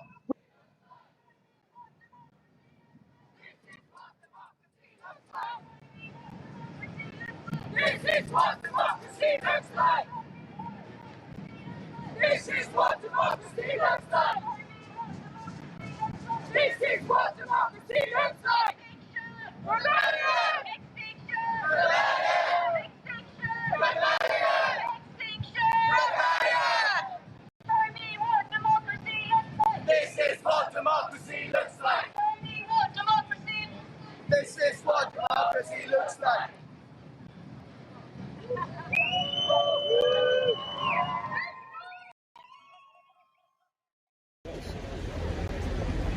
Yeah, tell us what made you want to join Extinction Rebellion and what you're doing today. Well, I've been part of Extinction Rebellion for 3 years now. I joined in 2019, and I just felt so strongly that we need to change our whole system, really. There are things that need to be done immediately, but there are also wide-ranging systematic changes that need to be done to preserve everyone's health and happiness around the whole world. Anyway, so before getting too deep, we're here today immediately to try and wake up the government to the fact that this is an actual existential crisis. There aren't going to be any jobs, there aren't going to be any investments that can fix this unless we do it now.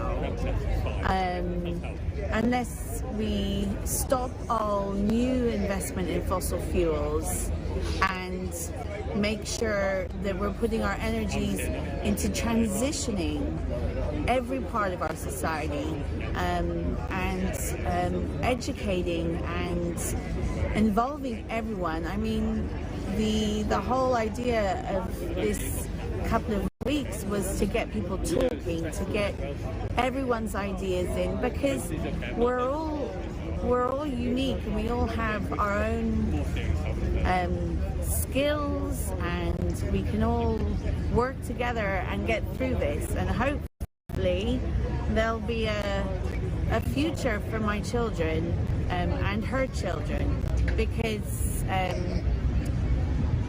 when I realized that this was the last generation that's had it easy, I just thought, God, how guilty do I feel, you know? But we can change that. We can make a better world for everyone, and especially these richer countries ourselves need to lead the way and help, give a hand and help the other countries up, because it's the poorer countries that are being most affected immediately. So there's an ethical issue there. So. Thank you very much. No, Thank you. Sorry if I went on too much.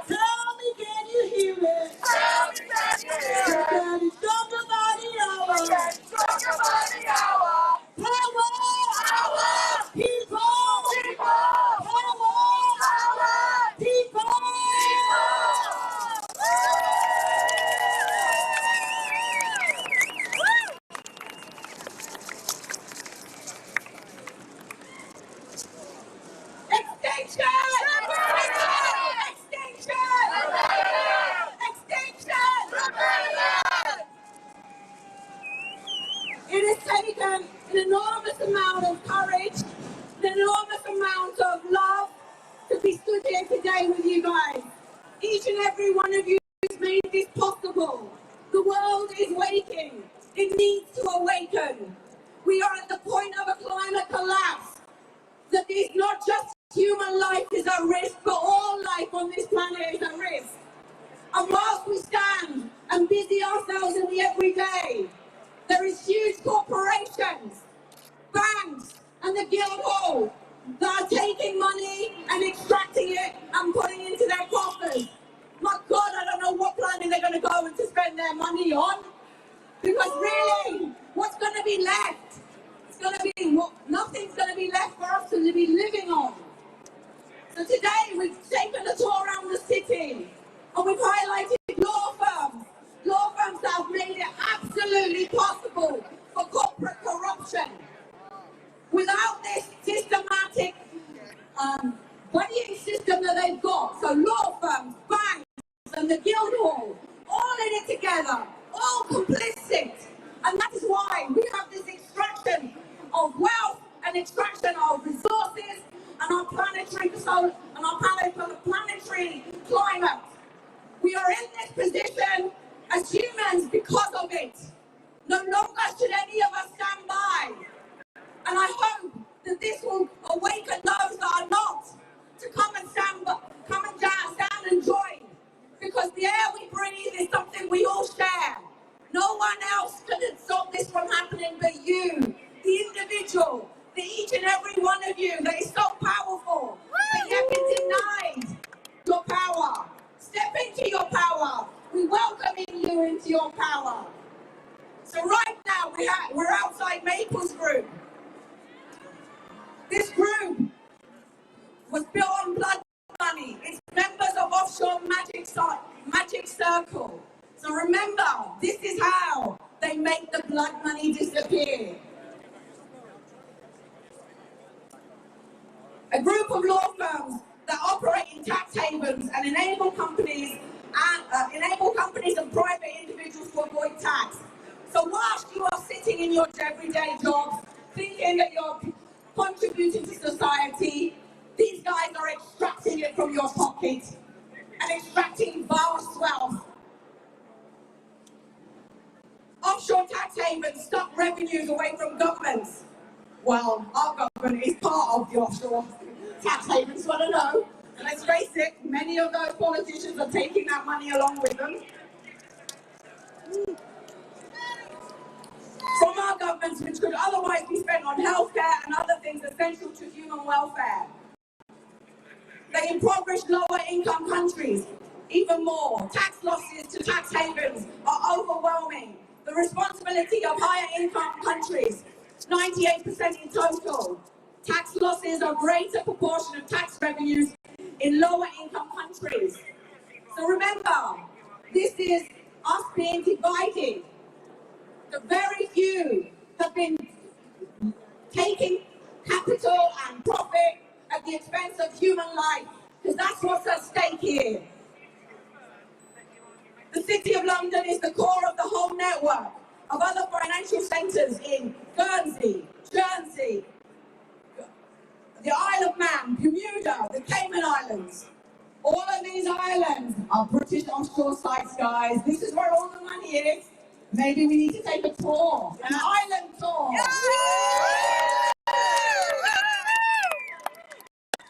In many cases, financial transactions being decided and agreed upon in London, but are being registered in various tax havens, like the Cayman Islands.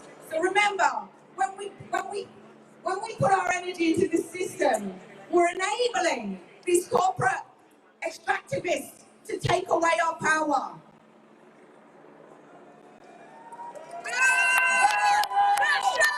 Shame on you! Through facilitating this theft, Maples Group makes the money from blood of those who could otherwise benefited from the stolen tax revenues.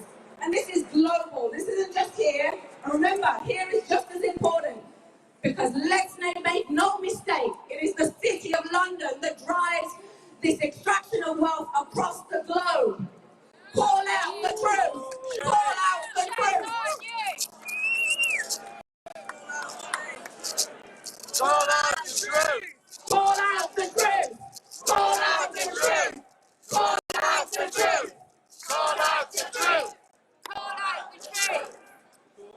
Countries are losing over 427 billion in tax each year. International corporates abuse and private tax evasions. So this is vast sums. So when they tell us there's no money for our health care, when they tell us that poor people is part of society, whoa. No way. We know where the money is now, guys. It's time to stand in resistance of this narrative, because this narrative divides us. We are all together in this, whether you're middle class, lower class, working poor, climate activists, refugee activists, this is the same space. It's dividing only if we allow them. Movements of movements is here. I call upon all to come and join. Let's work together. This is the time. We've got very little time, but we have time. The climate collapse is here, but let's make sure our voice is heard and these corporations take their foot off our neck. Thank you so much. And just a reminder that this is SR Unified!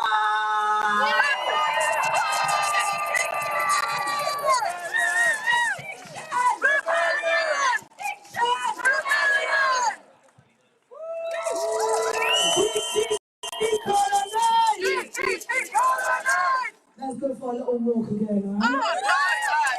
And I want you to poor guys across decolonization.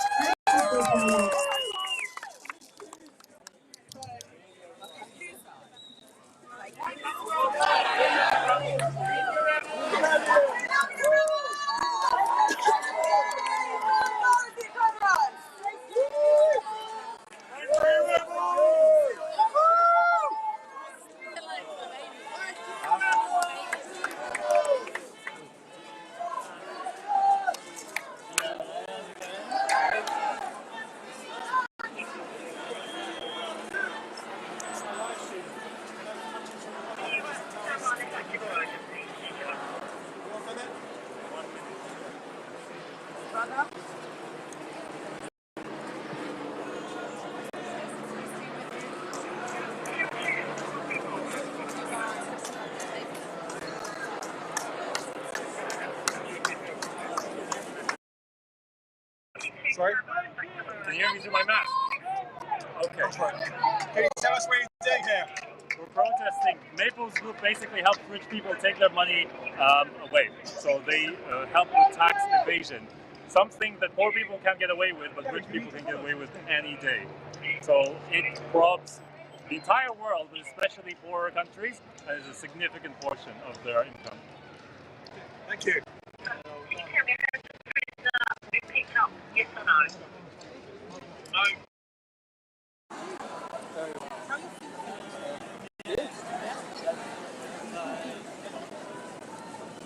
One, two, three. Extinction.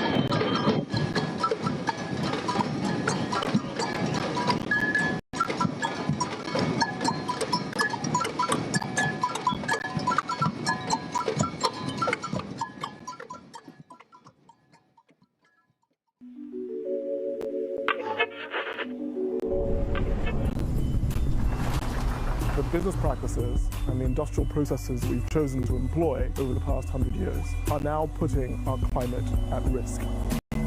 Because of their market power, banks and bankers are a crucial part of the way we need to change the system, because otherwise, they are definitely the problem. Having worked in the industry for over 20 years myself, I can tell you that there are many bankers who would like to be part of a positive change. We need to change behavior. We can do so because a healthy, sustainable planet is actually in our economic, political, and social interests. We are in a crucial time in history. We absolutely must pool together and make a difference. Come join us.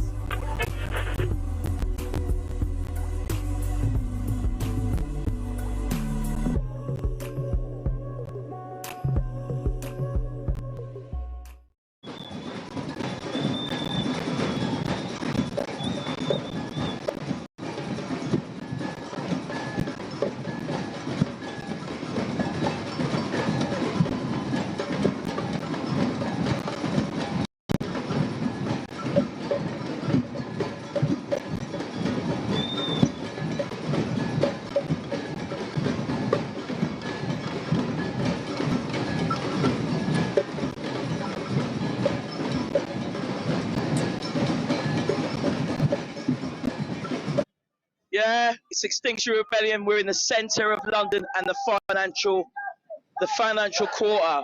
This place, you can't see it, but it's drenched with blood. Colonisation has been damaging to so many countries, peoples and communities around the world. And today we're here to highlight that. One of the things that these people and companies are very good at is hiding their history and making their money move into a different direction so you wouldn't actually know where it came from. We've got some fantastic speeches. People have been telling a little bit more about the history, about the companies that are here. And I'm going to focus on it because to me, it's always been amazing whenever we talk about colonisation that people don't think of the United Kingdom. What the Welsh, the Irish and the Scots, excluding Ireland, the British Isles, what they went through. Colonisation was practiced on the Irish first, before any other country. That was Britain's first, colony. Lots of people did very. Famine, which was induced by the British, and a lot of Irish people leave their homes and find new places, new lands. America and Canada, I know as well. You've got to think, and I hope people are understanding that colonisation just hasn't just started. It's not a new thing. It happens to people of white backgrounds, as well as people like my hue, which is black, to Asian, and our indigenous communities.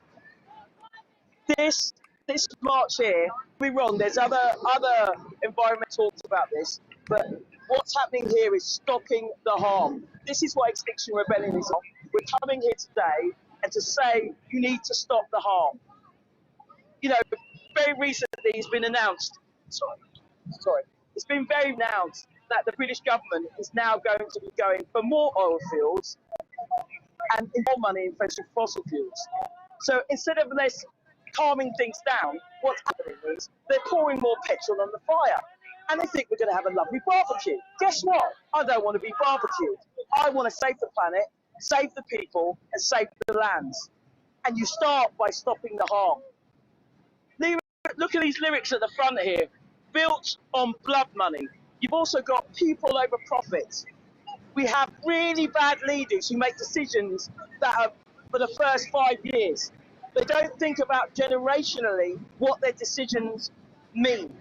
And that's why we are where we are. I want to swear again, I'm not going to swear. But this is why we're in the bitter pub. Because we got really bad leaders. It's as simple as that. We've got bad leaders. And they cannot think long term. They can only think short term. I'm very heartened, how many white brothers and sisters are out on this march today. I'm really heartened. Because sometimes you chat about this stuff and people look at you like a batshit crazy. Oh, I swore. Sorry about that.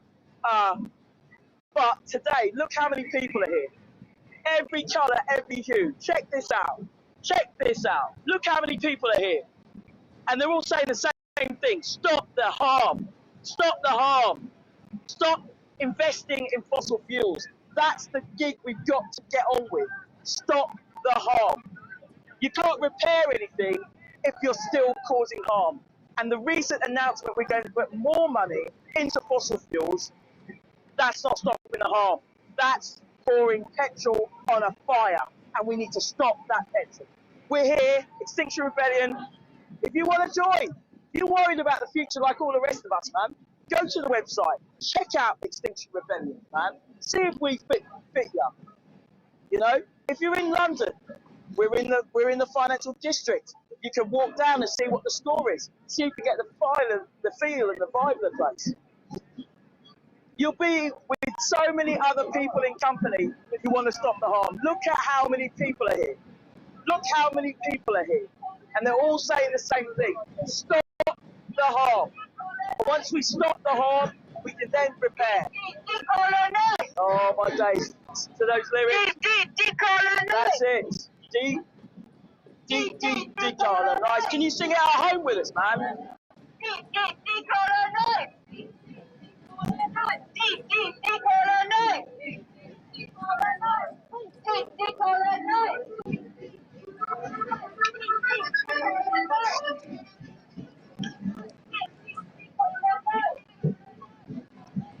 I'm sure you can. I'm a bit of a sucker for a samba band. I can still see him and hear him in the background. These people have been playing constantly day after day. And don't get me wrong, right? I know a lot of people. I mean, I love a bit of samba, me. But you got to kind of remember, it may look like it's a jolly playing in the samba. It ain't. You're playing all day. You're using, and we know this because we've had this discussion in the samba bands, recognising where this music comes from. We don't play pure samba. There's no point saying that we do. We don't. But what we do recognise is this form of music of samba has been a form of resistance for people of African descent in Brazil. And we use samba in that context. We use it in the context of resistance. It's not a joke why we play this music. There is a reason why we play samba. It is a form of music of resistance. And we are resisting what is going on right now. Look how many people are here. Now check your band out. Check your samba band out, man. These people have been working hard since rebellion started. And they're following in that long tradition of resistance. We are not taking this lying down. We are going to fight for our survival. Listen to that. Listen to that.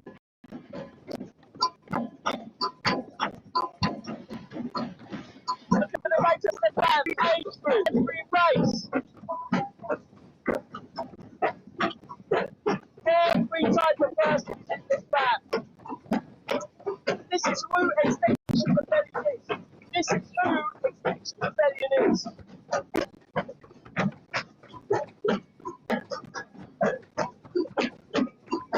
I'm being a sucker. I'm sticking around the sound band. I really like the sound. It energises me. It gives me more energy. It makes me feel joyous that I am resisting in any way that I can. And this is a beautiful way of resisting. Let the bass through. It's your bass through.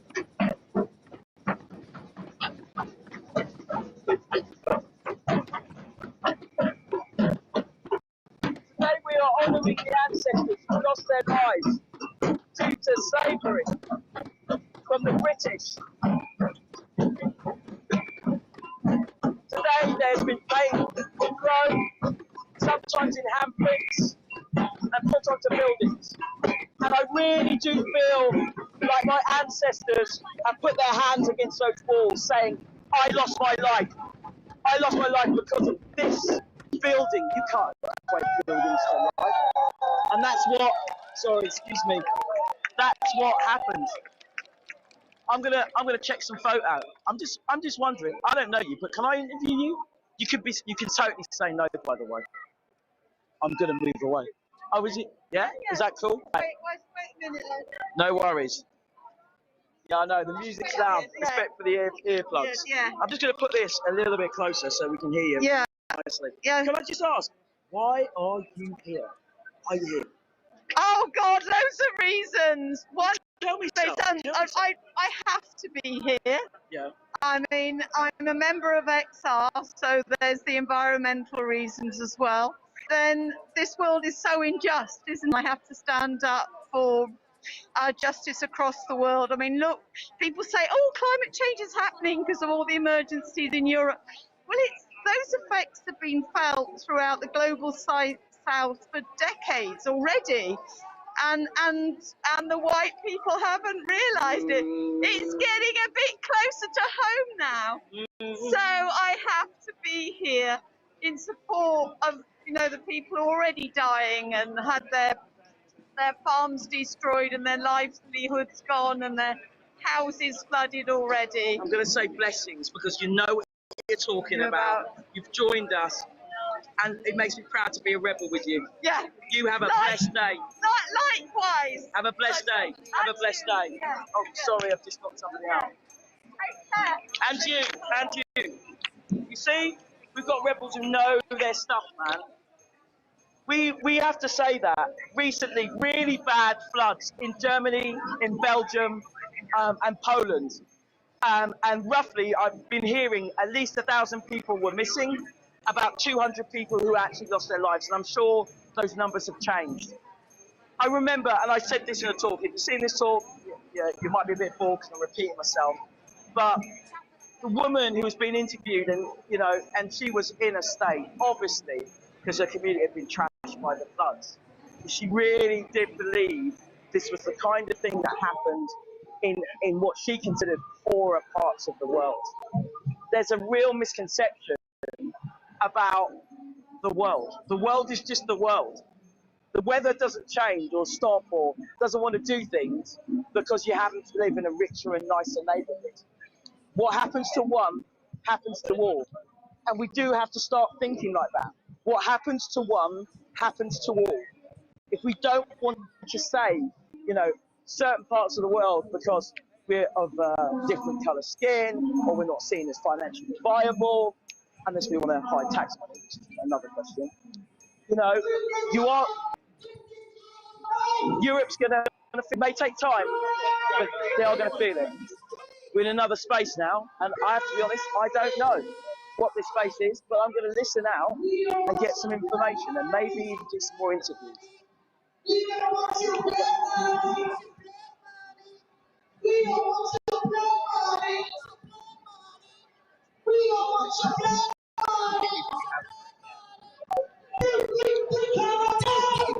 Look how many people are here, people coming to listen to these talks, find out history of the British financial quarter. They want to know what's going on because they want to react and they want to stop the harm.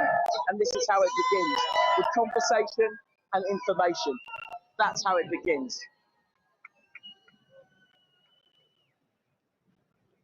I'm just going to try and take a good spot while being his lyrics. Come closer. Can I get you to just turn around and look at the person next to you and just say, are you decolonizing your mind? Are you decolonizing your economy? Stay standing. Keep moving forward. There's so many people coming to you. We need to fill this place up. Keep coming to you. No one will do that.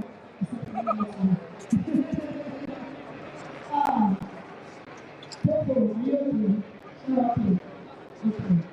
Anyway, sometimes you need to acknowledge our backup dancers. Backup dancers, you know what I mean? Remember the lyric, this is our streets.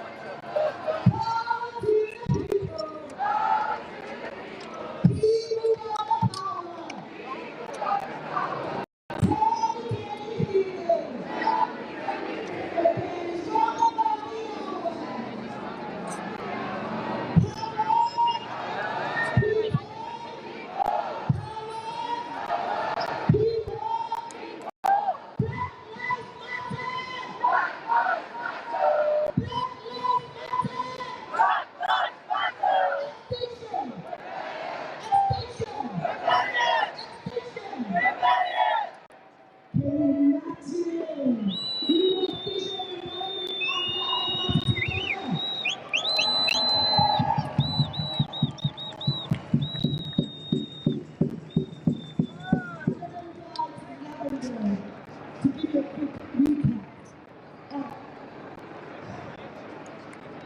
Lavender comes up, this is what our looks like.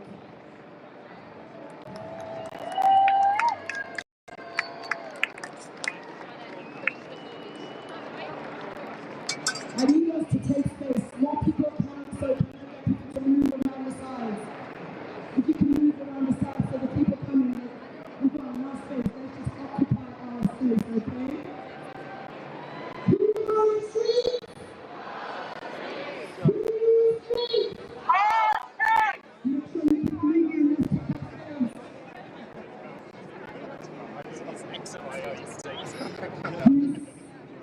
It's an amazing album. The young people are standing in these gaps, are standing in these spaces, and are changing society. We owe it to them to get this right. It's not fair that they're having to tidy a world that we, in fact, I didn't do shit. The government did shit. And be honest to you, this government, these corporations, these banks have benefited on taking from our community. We have no plan B. This is where we need to stand united. The people united will never be defeated. The people united will never be defeated. The people united will never be defeated. The people united will never be defeated. Lavender, come and give us a quick recap. Can you show some love to Lavender?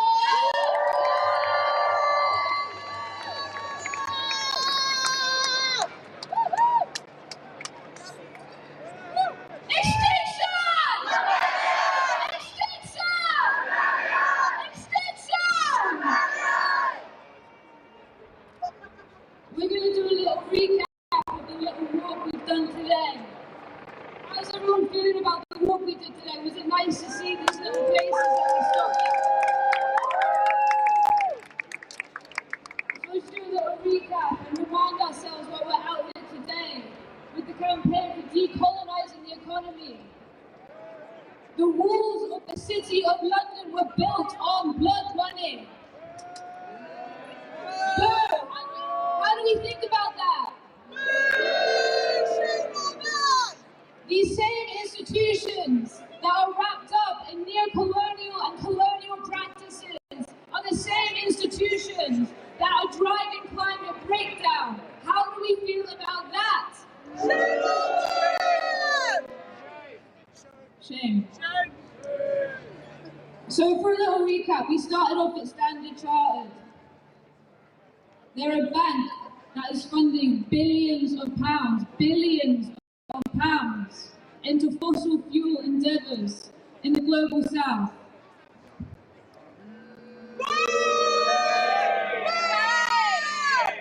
And this is all despite supposedly agreeing with the Paris Agreement and trying to stay below 1.5 or below 2 degrees. The businesses that they're currently funding money into are on target to hit 5 to 6 degrees Celsius. How do we feel about that? And then we wandered on to the Guildhall, the good old Guildhall. The place, the centre, the symbol of the transatlantic slave trade. Within those walls that we soaked with blood, people were sold for profit. How do we feel about that?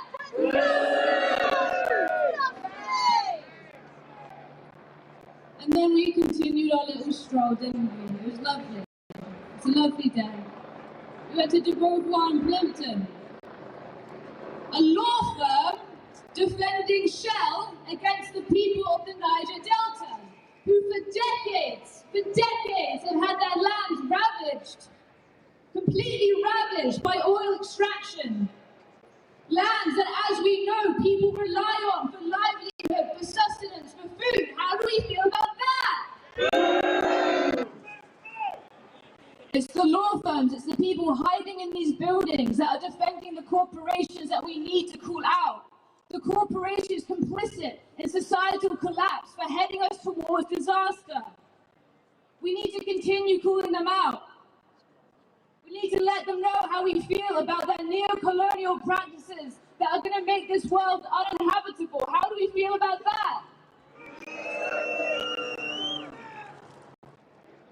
And then we continued walking together, and we were making some noise. We went to Maples Group, a law firm that is hiding billions of pounds in offshore tax havens. So when we talk about ordinary people and the people coming together, we all paying our taxes, we're doing what we can to support one another, support the NHS. Meanwhile, these big guys, with the unadulterated help of these law firms, are finding loopholes and getting away with it. And how do we feel about that? And now we're here at the London Stock Exchange,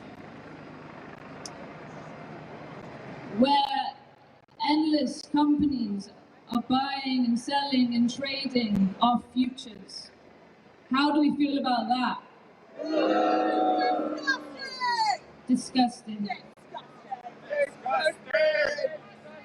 So as we stand here today in the walls of the City of London, we need to remind ourselves over and over again that these buildings that they want us to view as tourists and be proud of as citizens of London, we're saying no. I'm not proud of colonialism. I'm not proud that people were sold and traded within these walls. And we're going to continue calling them out until change happens, until change is made. One solution, revolution! One solution, revolution!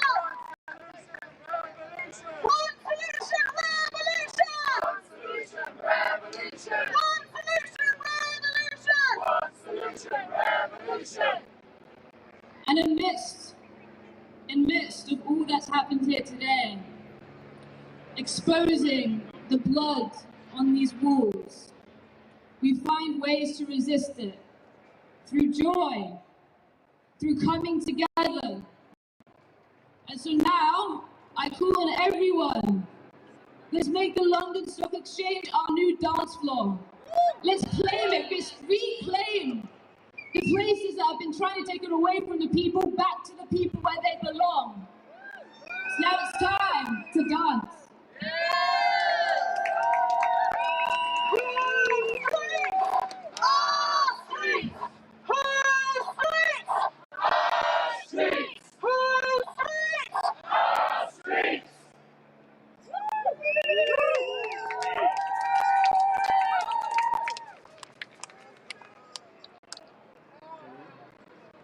Everybody, how are we doing? Remember to check your Telegram. All the information about the rebellion is on there. Keep up to date. We move as individuals but one unit.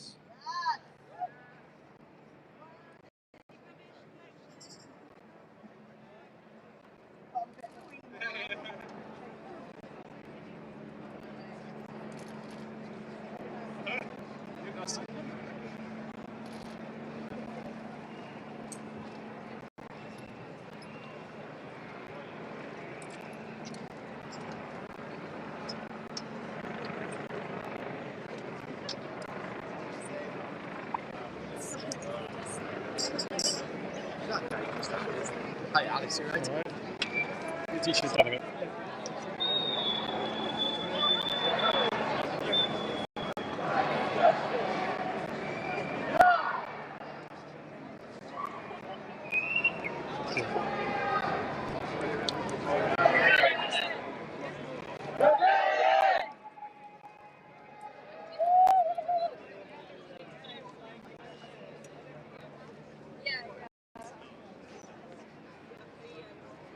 Can I do this? Ask me to start it?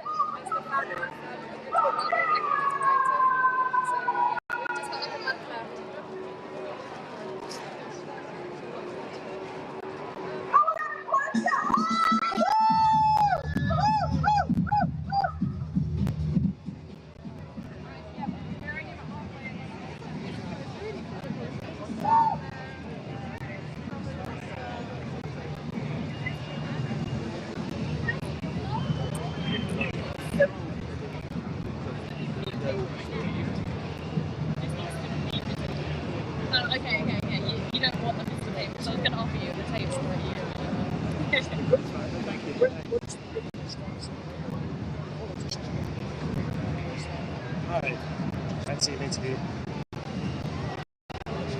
No. It's our live stream. Just basically, what are you doing here today? Ooh. You okay with that? Just give me a minute. I might ask. Sorry? What do you do?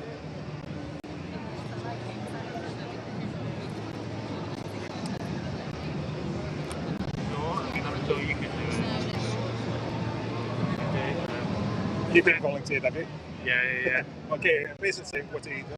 Why are you Does it work fine with the mask on? Or it'd be easy with the mask off. Okay. Only with the everything. Alright, just give me a moment. So, I'm just I'm going to ask you, who are you and why are you here today at this desk? Okay. Just get my director to acknowledge here. I'll just take it off completely. It's audio only, right? It's video as well. Video. It's live streamed. Once. Okay, here we go. Okay, who are you and why are you standing at this particular desk? Hi, I'm Zach, and I'm part of a group of us activists in the labour movement, in the trade union and workers movement, who are also active in Extinction Rebellion and the environmental movement. We're trying to fuse the two movements together because we think that's the only way that we can stop climate change and transform society. And how did you start? I guess it started by kind of a few different routes, but like different groups of people who found themselves in similar positions were kind of, active in, we think that the way that society can be transformed is through workers organising at work, because that's the place where like society is reproduced, where things are made. That's where the power is. But we also are, involved in environmental campaigning. We recognise we have maybe some political criticisms of XR's strategy, but XR's the biggest environmental campaigning group around, and we thought we want to try and bring the two together. So we've got a stall, we've got a petition, and we've got some meetings and workshops at the Rebellion. Thank you for your time. Cool. Cheers.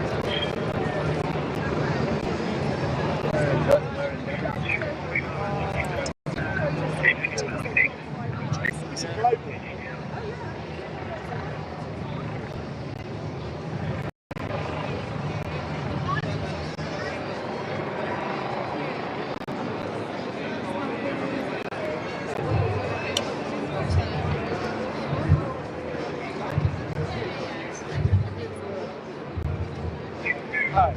Hello. Exxon doctors. Pardon? Are you Exxon doctors? Do you mind having a quick interview with you? Yeah, no, I don't mind at all. Nice to know. Exxon live stream. Oh, great. Basically saying, who are you and what do you do? Yeah, sure. Just give me a little time.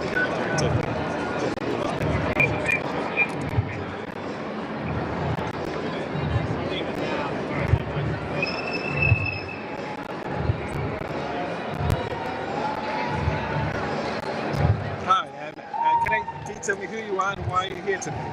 Yeah, so my name's Patrick. I'm part of Doctors for Extinction Rebellion, and I'm here to keep reminding the world that the climate crisis is also a health crisis, and that we need to stop the harm now, and we need to stop all new fossil fuel funding immediately. And have you come across on your daily basis evidence of Very much so. In the UK, I deal with cases of people directly harmed by the effects of the climate crisis. Probably the biggest thing is the direct effects of air pollution, which are tied up in CO2 emissions, which we see all the time, and there's more and more evidence that this harms us in so many ways. So from the obvious lung conditions, but also to brain problems, so dementia, developing brains of children, chronic kidney disease. There's so many ways in which this harms us. And then prior to coming back to the UK, I was working abroad and seeing the direct impact of climate change, of the climate crisis in Southern Africa. So exacerbating poverty, water shortages, food shortages, crop failures, animals, livestock dying. It was just horrendous, and that's what drove me to come here and try and act where I could. Thank you for your time.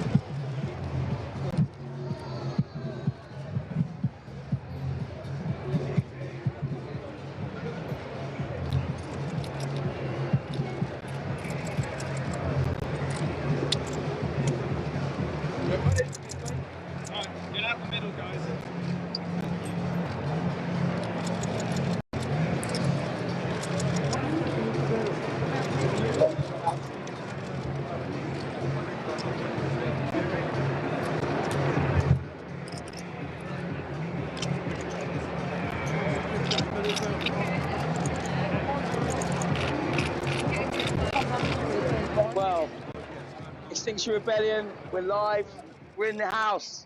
I cannot believe how many rebels have turned up today. I cannot believe it. As a person of African Caribbean descent, my brothers and sisters have rocked out and turned up here. Freaky, I always find them a bit freaky, but the Red Brigade have turned. There is something about them, they have an energy, but it also freaks me out. But they walked in and they owned the space and came up to the front. We've got plenty of rebels in the house, and I'm going to just see if I can talk to a few folk. 1 second. Excuse me, would you mind if I had a word with you? It's live though, on Facebook. Would you like to speak at all? Would you like to? Blessings. We have some elders in the house, and I'm just wondering, can I ask why you two have turned up today?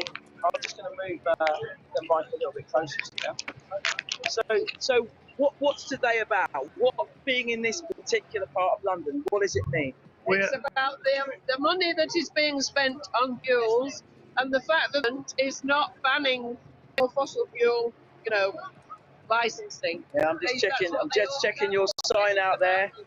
I'm just checking your sign out. The grandparents, and we have 5 grandchildren, and we're terrified for the future of our children, grandchildren, and the future generations, because if we don't stop all this that's going on, it's just they're not going to have a future. The carbon dioxide is just getting more and more. And, the PCC report has already told us that we're going towards 1.5 degrees Celsius, which is far more than we can even manage. And the more of the fossil fuels we dig out the ground, the more the temperatures go up. We already have seen the fires in America and Canada and Spain and Greece. We've already seen the ice caps melting, and we know the science. We believe the science in COVID. We've all had our injections and our jabs. Why don't we believe the science that is coming out of the IPCC report and the United Nations? Blessings. Can I ask you, Elder, what you got any lyrics for me? What are you doing here? Why is it important to be here? Why is it important? Husbands follow women all the time, as the modern world. No, I think basically we live in a small world. Everybody in the world belongs to the same world. We cannot afford to have one country very rich, one country so poor they can hardly feed themselves. On top of it, this climate crisis is something we do not want, we do not need. We have enough problem on our own. Really, look at the weather, earthquakes, and flooding and everything happening. We could actually solve it because these are man-made problems. The climate crisis is made by us. It's not being put by the God, and we can solve it ourselves. and our sins. The earth can't sustain the amount that we are using. We're out of time. We're out of everything. We just can't sustain the amount we're taking out of the earth. So Thank you for being here. Thank you for speaking. Thank you for making that sign. Blessings to you both. Thank you. Rebels. We're all rebels together. Thank you. Like elders, that's elders for you, you know. You ask them, they'll tell you what the score is because they realise it's about the next generation. What we're going to make sure that our next generation have. I'm looking at the future. There's always someone to chat to the future. I'm just going to ask, brother, may I have a word with you about why you're here? All right, brother. Like, just tell me, why are you here? You're in the financials. What moved you to come here? Well, I think it's becoming clear to everyone the severity of climate and ecological crisis. It's not far from home. Even in like the North Downs in our country, we've had fires. Can you imagine forest fires in the UK? It's just madness. I didn't know that, man. You're saying there was fires in the North Downs. So even and obviously flooding. The other day, I live in London, and in the space of an hour I cycled central London, South London, and one of the underpasses was flooded within the space of half an hour, like under 2 feet of water. It's extreme, and people need to really wake up. And making a stand, aren't you? You're making a stand. That's why you're here. Right? I'm here because I'm trying to just do something, just make my voice heard along with other people who are really concerned.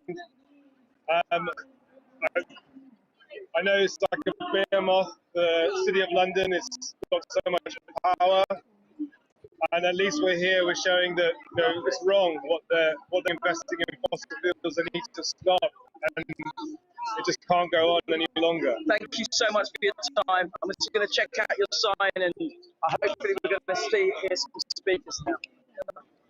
Thank you, brother. Thanks for the time. Thank you. Oil companies and the best interests are concerned. It's far too much, far too soon, and there is a lot of action in the corridors of power with these think tanks who do not declare where they get their funding from to try to thwart the carbon net zero by 2050 plan. There was Boris Johnson. Let's not call him Boris because he's not our friend. Boris Johnson had a plan to have all that ready before Parliament went into recess so that the people negotiating for COP would have an example to show the rest of the world. The Tufton lot, the Global Warming Policy Foundation, with their allies at the Telegraph, the Times, the Spectator, the Mail, basically all of the billionaire press, have done everything they can, shape-shifted, put articles out, everything within their power, and my friends, they're winning. So this lame-ass proposal that Boris Johnson has got out has mobilised them, and we need to be aware of it because we are the vanguard at the moment of the ecological movement, and a lot of people working with us don't know what's going on. And we need to do something about it. There is a group within Extinction Rebellion that's doing it. My name's Jessica Townsend. I'm part of Writers Rebel, and we did the Tufton Street action at the last rebellion. Thank you. Myself, Rupert Reed, and Claire Farrell were arrested, and we will be tried at the end of October. And we aim, the end of October, just before COP. So we aim to make a hell of a stink about what is going on in denialism. Thank you so much. I really was trepidatious about picking up this microphone because you were all having such a good time dancing. So I'm just about to kind of hand it back. And there's a Mitchell and Webb sketch where David Mitchell looks at Robert Webb. He's wearing Gestapo regalia, and he says, "Oh my God, do you think we're the bad guys?" Global Warming Policy Foundation, you are the bad guys, but come and join us and be part of the solution. Thank you.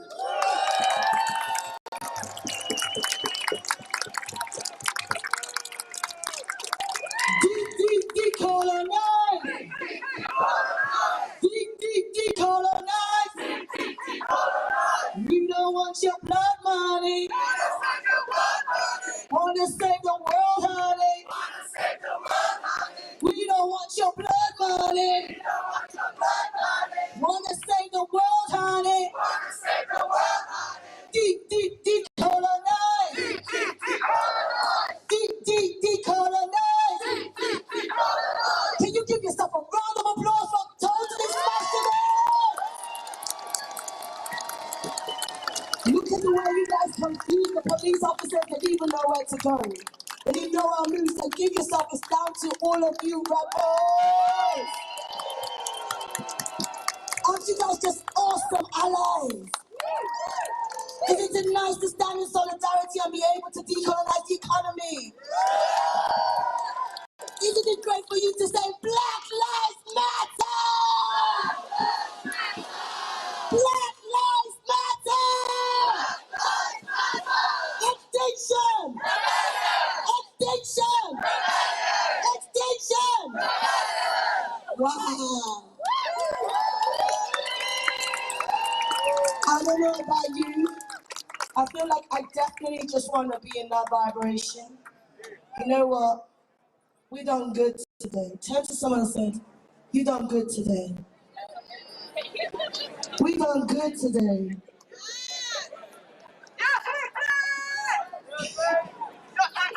What we need to do is that take this feeling and remember that you still need to do some more work, okay?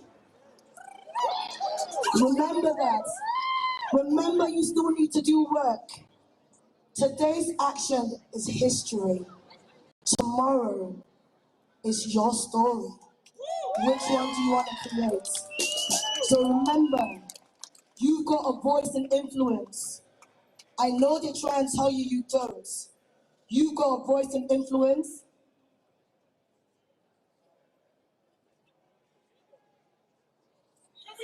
I would love you not to go anywhere. I would like you to stick around and chill with me for a couple of hours. You know, taking up space. I would like my allies around me, if that's okay. I would like you to show me that we're part of one big family, the human race, and this is our earth, and we all belong together, and there's no color that would divide us. Race was a social construct that literally we are part of one human race. So I would like you, in between, we're going to have some music. Later on, there's someone that wants to give a poetry walk. So what we will do now, we just need that vibration. I don't know about you, I want to shock out. Do you want to shock out? Yeah! Do you want to bump and run a little bit? Yeah! All right, let's see, DJ.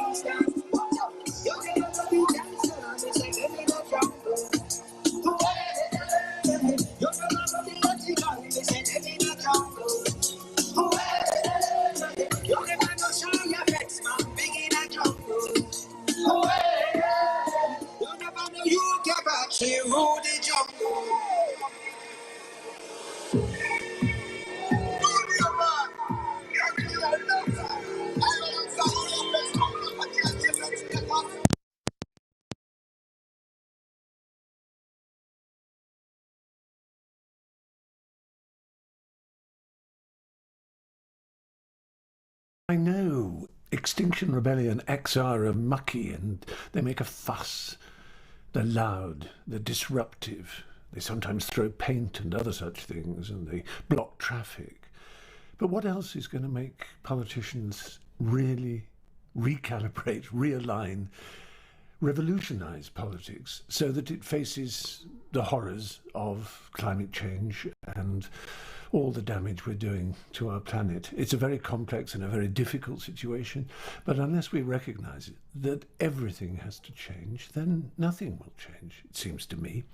And I know that you can point the finger of hypocrisy at everybody who owns an object and drives a car, but we're all going to have to rethink the way we live our lives and the way we dispose of all the things we buy and the way society works. And it's much better if we think about it together and without enmity, but understanding a common purpose for the common good. Is that so much to ask? And XR, Extinction Rebellion, seem to be the only people who are sensibly, even if angrily, even if energetically, trying to move society and the world towards this. It's going to be a heck of a fight, but unless we get together, it's a fight we'll lose. So here's to you, XR, and here's to you, everybody out there who's thinking about ways they can help. Not just physically help, but help in terms of persuasion, in getting everybody on board, even those who have been denialists or skeptics or hesitant, as the current word is, about climate change and about our part in it.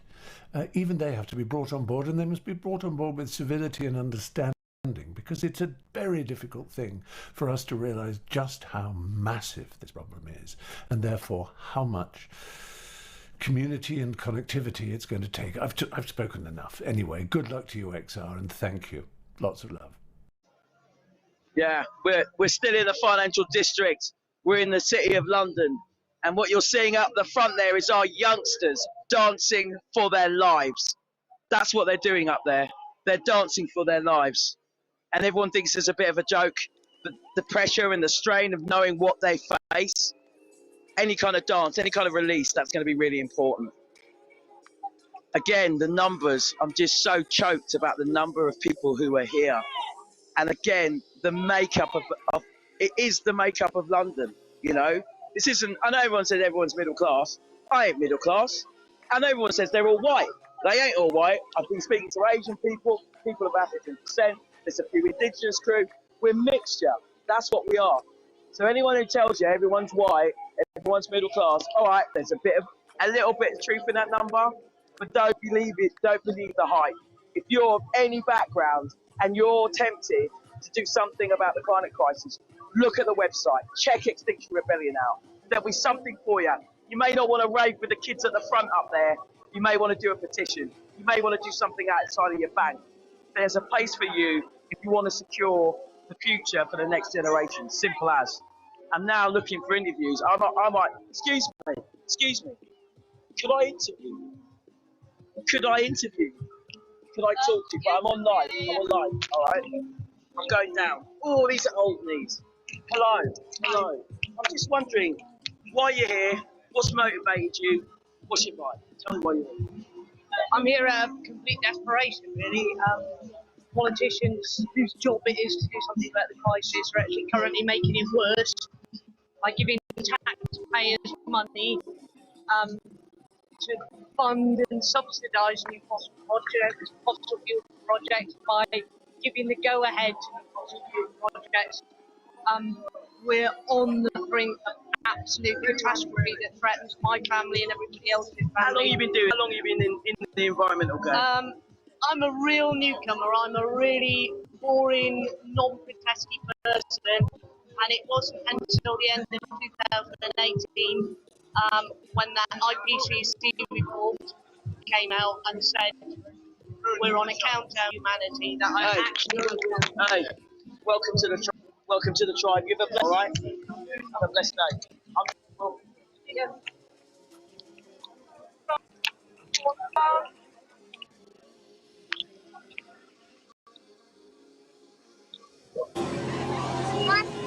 Isaac, tell us where you are, what's going on?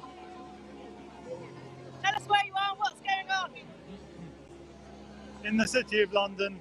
I don't know exactly the location here, but I'm here with Extinction Rebellion on the 5th day of the rebellion, the impossible rebellion we're calling it, because of the difficulty we have in assembling large numbers of people to support this crucial cause.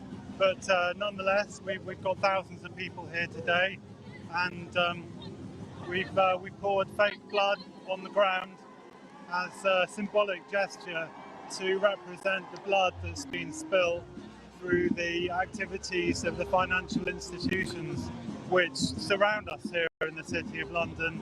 These institutions prop up and are propped up by all of the corrupt systems of taxation and business practices that are basically preventing us from doing anything meaningful about the climate and ecological emergency that we're in the middle of. Thank you very much.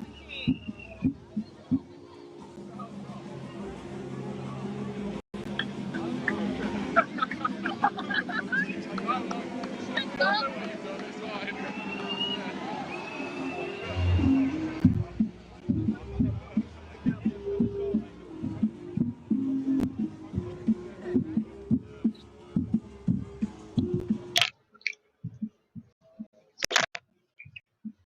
Hello, sister. I'm just wondering, why are you here? Well, I'm here because I know there's something that's really not right in the world, and somebody has got to fix it. It's so wrong for us, for our children here, and we just need to fix it. We're not on the right side of this problem, and that means to do something about it, because we're really on the wrong problem. Yeah. It's the companies. It's all that. What do you think they have to do for them to be comfortable enough to make these changes?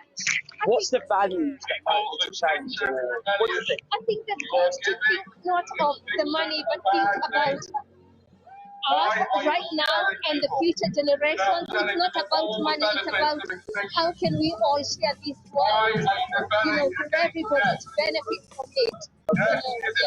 Lovely. Thank you very much. You have a blessed day now. Yes, yes. So, just heard from another sister there, telling us why she's here. Got a couple of kids, I presume, sitting on that little mat out there. So you can see the motivation is strong.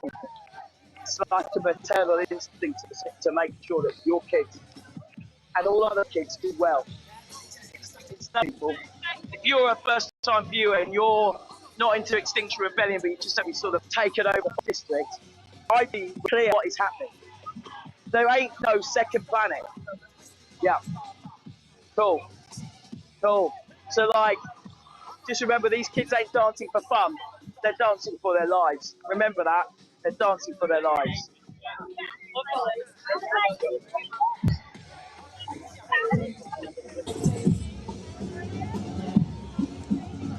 Hi, tell us why you're here, what's going on? Yeah, we're here. This is day number 5 of the Impossible Rebellion.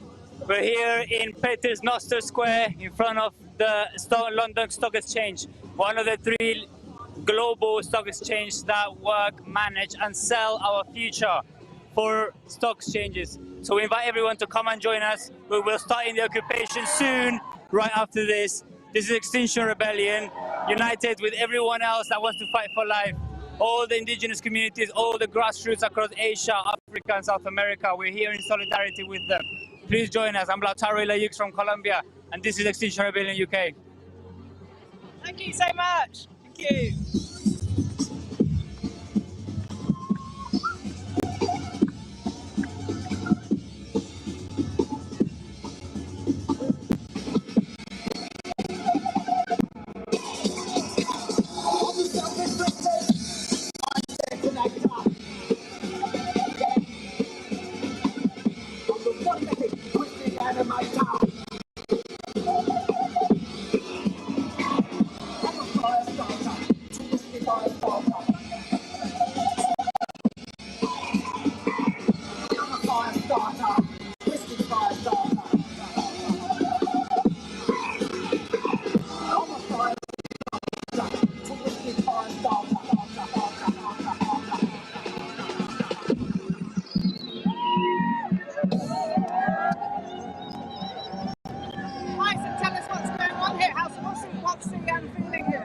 So at the moment we've got quite a few people dancing to Prodigy, which is pretty good, but they're dancing on top of quite a lot of blood. I wasn't here for the blood being poured onto the streets. There's also some pennies, some coins. I assume it's a metaphor for blood money, maybe, who would know? You can draw your own conclusions. But yeah, it's good energy here, good vibe. Police have been relatively calm, people have been going around chatting to one another, getting to know one another. It's all in the shadow of St Paul's Cathedral just behind us. We've got a police helicopter just behind the main spire, keeping an eye over us all. And yeah, it's interesting. It's good to get people of like minds, of concerned minds together to share, to connect, to talk, to dance, and yeah, have a good time really. What would you say to people watching this? What I say to people watching this is the window of action is getting smaller and smaller. These are small protests in terms of UK population or world population. I think it could have a big reverberation around the world. I hope people talk about this more. I hope people consider their actions more. I hope it leads to a change in consciousness, how we see ourselves within the natural world, because I really do firmly believe, and have done for a long time, that we are about to see more and more human suffering, animal suffering, natural suffering, that is going to take drastic measures and a lot of sacrifice, but I think the alternatives are far worse. So I hope this has a positive effect. I hope people see this as though it may seem extreme, it may seem as an act of rebellion or what have you, that it is necessary, and that it is time for people to talk about this, to act, and to act with love and compassion to each other and to the natural world. Perfect, thank you.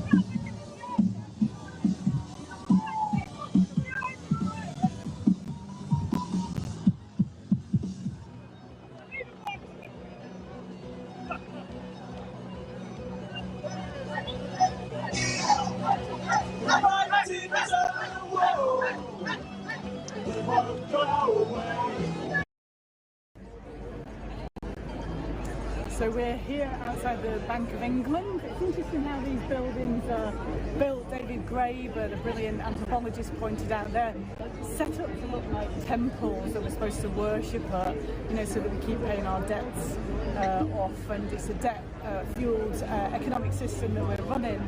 So as rebels probably know, we have this immediate demand, which is no new investments in fossil fuels. It's a very obvious thing to ask. The International Energy Agency have come out this year and said there can be no new investments in fossil fuels if we're going to really prevent even further terrible things happening with our climate and ecological crisis.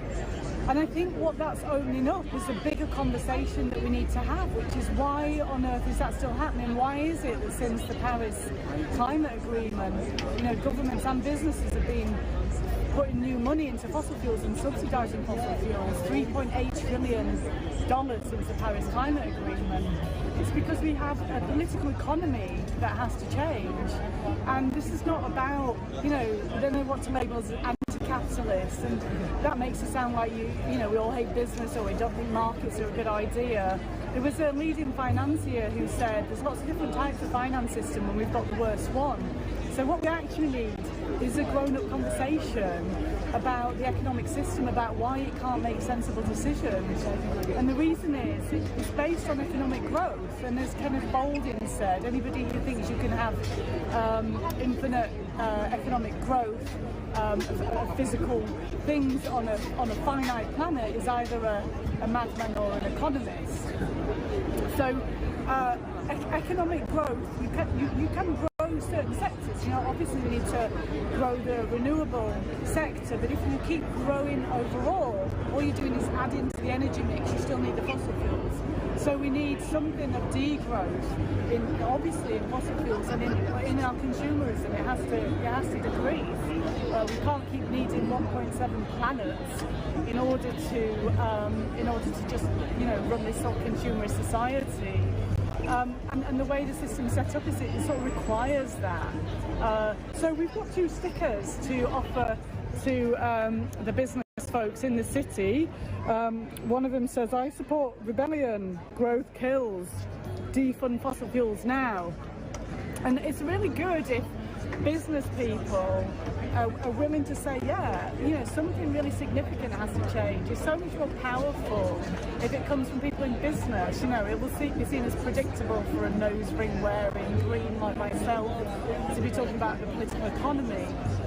But maybe they don't want this sticker, so we'll be offering this one, obviously on a bit of an irony, but in it for the money. Growth is God, let the world burn. And as much as there is irony there, it's also when you've got a domination paradigm, a political economy that runs the way it does, what it does, it asks us all to collude or stay separate or silent. And what it does is it promotes nihilists and narcissists and sociopaths to the higher parts of this system, and it gives them vast wealth. We know we've got 8 billionaires with the same amount of wealth as I think sort of the poorest 50% of the planet. Those levels of inequality hurt everybody, and it really has to change. So, we're in the city of London. We've got this talk today at various locations, I understand, talking about the history of this city. My understanding is, in part of its history was standing up against the power of the monarchy, and the people of the guilds got together, and then they got infested by what I would call Wetiko, which is the language of the Algonquin indigenous people. It's a spell of patriarchy. It's about scarcity, separation and powerlessness, and it's also called the hungry ghost in Buddhism, or the Rakshasas in Hinduism. It's a greed that can never be met. You have to keep feeding it. And so it's time to break that spell, folks, and decolonise this system. Any of the Welsh here? Yes, Macy's over there with her.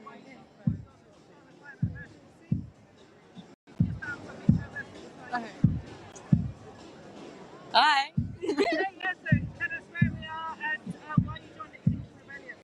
Okay, so we're at Paternoster Square. Is it the stock exchange? Something about money. And we're doing this act of rebellion, which is where we've got blood and money on the floor, which is symbolizing the destruction capitalism and the buildings in the city have caused, and the lives that it's lost, and that is built with blood money, like off the back of slaves and immigrants, refugees, and all the people who've been killed. It's scary, because when we're at school learning about stuff, it's like, will I need this, or will I have a future tour? I want to have kids when I'm older, but I'm scared to bring them into this world.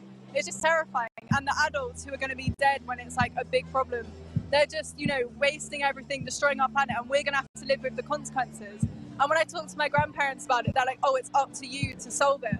But there isn't going to be time, it's happening right now. There isn't going to be time for us to solve it. People need to do stuff now. It's terrifying. Everyone needs to get involved before it's too late. going out on a live stream. What would you like to say to people that were watching this? Get involved, please, because everyone needs to. And go vegan, if you can. Or try, I don't know. Please, please, can you do something? Everyone needs to do their bit. It's so important, please, for everyone. And if you don't recycle, shame on you. Because everyone recycles. Thank you so much. Thank you.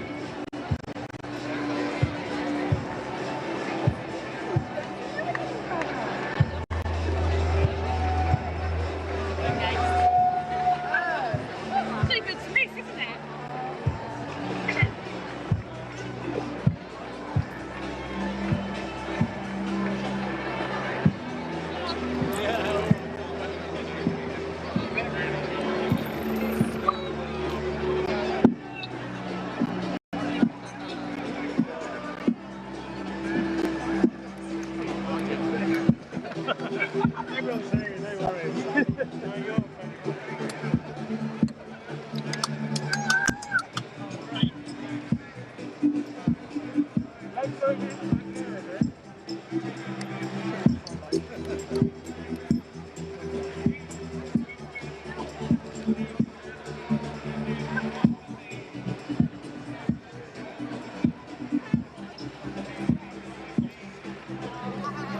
Olá, hi, my name is Gabby. I'm from São Paulo, Brazil, and today I'm going to be talking a little bit about the Amazon fires.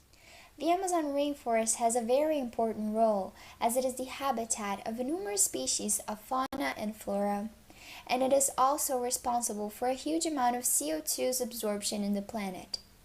However, due to the deforestation that is happening,